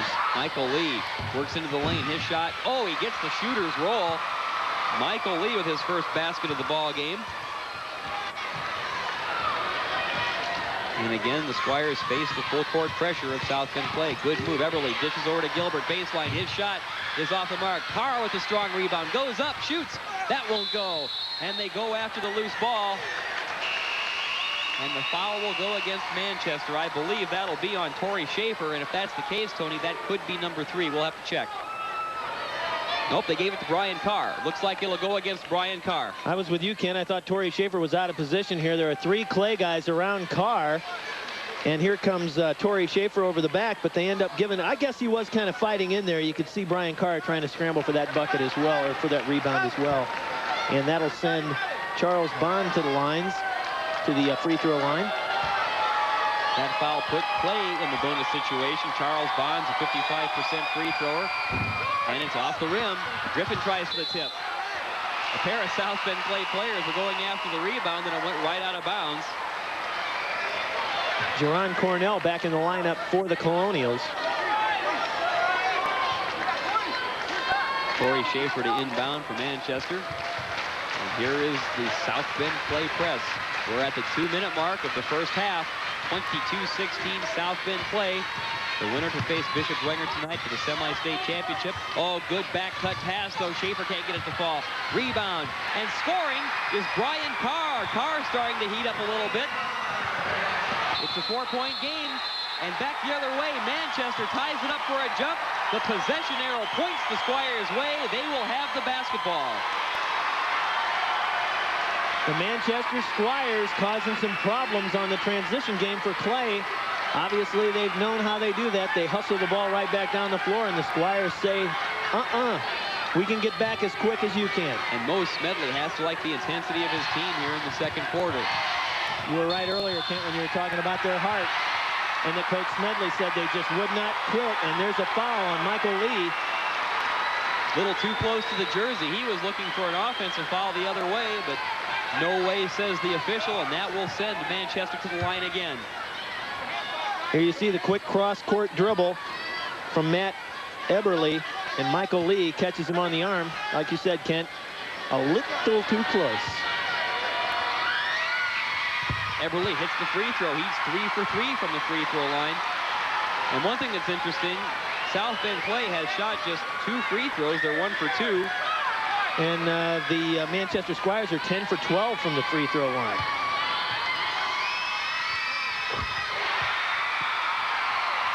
Eberly hits both, and it's now a 2-point game, 22-20. But back the other way, the foul is called against Torrey Schaefer. Officials say, well, we call it down one side, we got to call it down the other side, too. Basically the same kind of thing that happened to Michael Lee last time down the court. And Matt Eberly gets caught on that one. People are going to think we're picking on Torrey Schaefer. I thought that was the close defense that Schaefer was playing, but the personal foul goes against Matt Eberly. His first. You know, Schaefer's just all over, that's all. And now the 1-and-1 for Michael Lee, and he hits. Michael Lee, a 67% free throw shooter for the South Bend Clay Colonials. The senior averaging just over 6 points a ball game.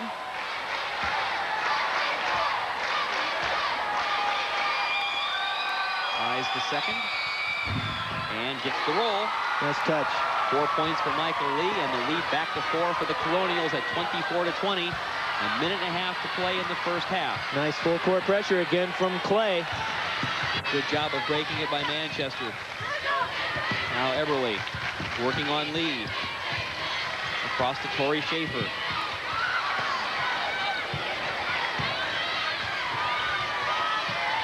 Matt Frieden down to Carr. Carr in traffic, goes baseline, goes up strong, and gets the roll. Tough shot for Brian Carr. He has 7 points in the second quarter, 8 for the game. It's now a 2-point deficit for Manchester. They trail 24-22, final minute, first half.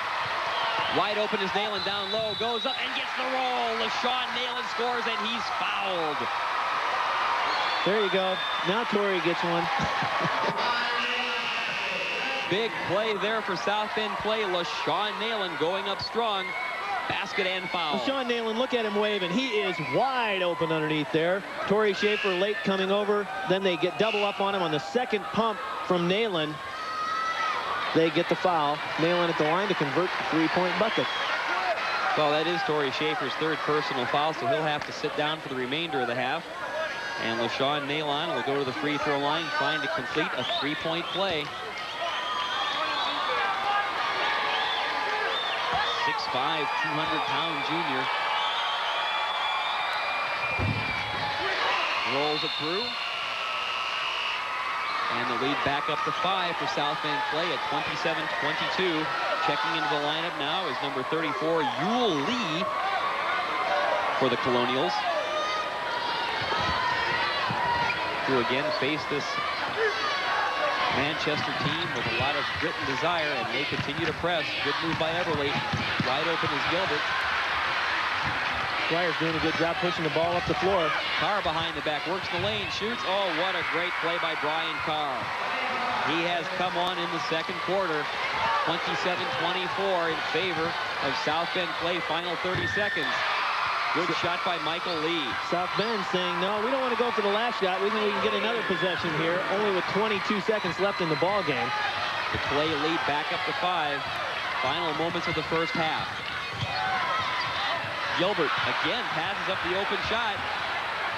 Almost got caught with a shuffle step. DeFauber back to Gilbert. Down to the final 5 seconds. Eberle drives, tries to shoot, puts it up. Oh, it rolls off the rim. But we have a whistle and a foul on the play. Matt Eberle deciding to take it just right to the basket in the final seconds, and he drew the personal foul. Here you see him driving the lane, just dipping down. He will not be cut out of that lane. Matt Eberle drives in, goes up and gets the foul. He'll go to the line for 2 shots. Could bring him within a couple of more points of South Bend Clay. Oh, a fortuitous roll. There you go. How about 5 for 5 from the free throw line for Matt Eberle?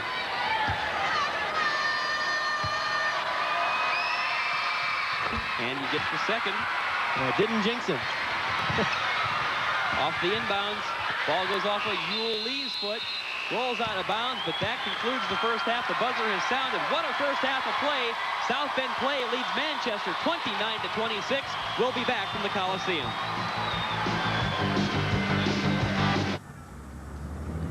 Every decade or so, something special comes along.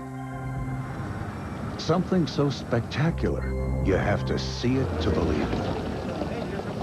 This decade, it's a remarkable new corn herbicide with grass control that's better than anything you've ever seen before. Introducing Surpass. There's a new deli thin-sliced lunch meat that can please even deli experts. Eckridge is the name. Introducing Eckridge Deli Thin-Sliced Lunch Meat. Let's check it out. Eckrich takes the extra step of using only deli quality meats. Looks great. And deli thin slices them for extra flavor. Tastes great. New Eckrich deli thin sliced lunch meat. Real deli taste. Delicious. Just what you'd expect from Eckrich. Finest from the deli, Eckrich. Hot eats, cool treats, a Dairy Queen. Get to Dairy Queen fast. We're introducing 3 new Blizzard and Breeze flavors. To celebrate, all flavors are just $1.19 each. Fabulous cherry cheesecake, rich fudge pecan brownie, scrumptious peanut butter and jelly. Choose creamy, smooth, soft serve or non-fat frozen yogurt. Blizzard flavor treat, Breeze frozen yogurt treat. Just $1.19 now. Hot eats, cool treats, we treat you right. Shop Custom Furniture at Mattress Factory Outlet for quality, selection, and price. For example,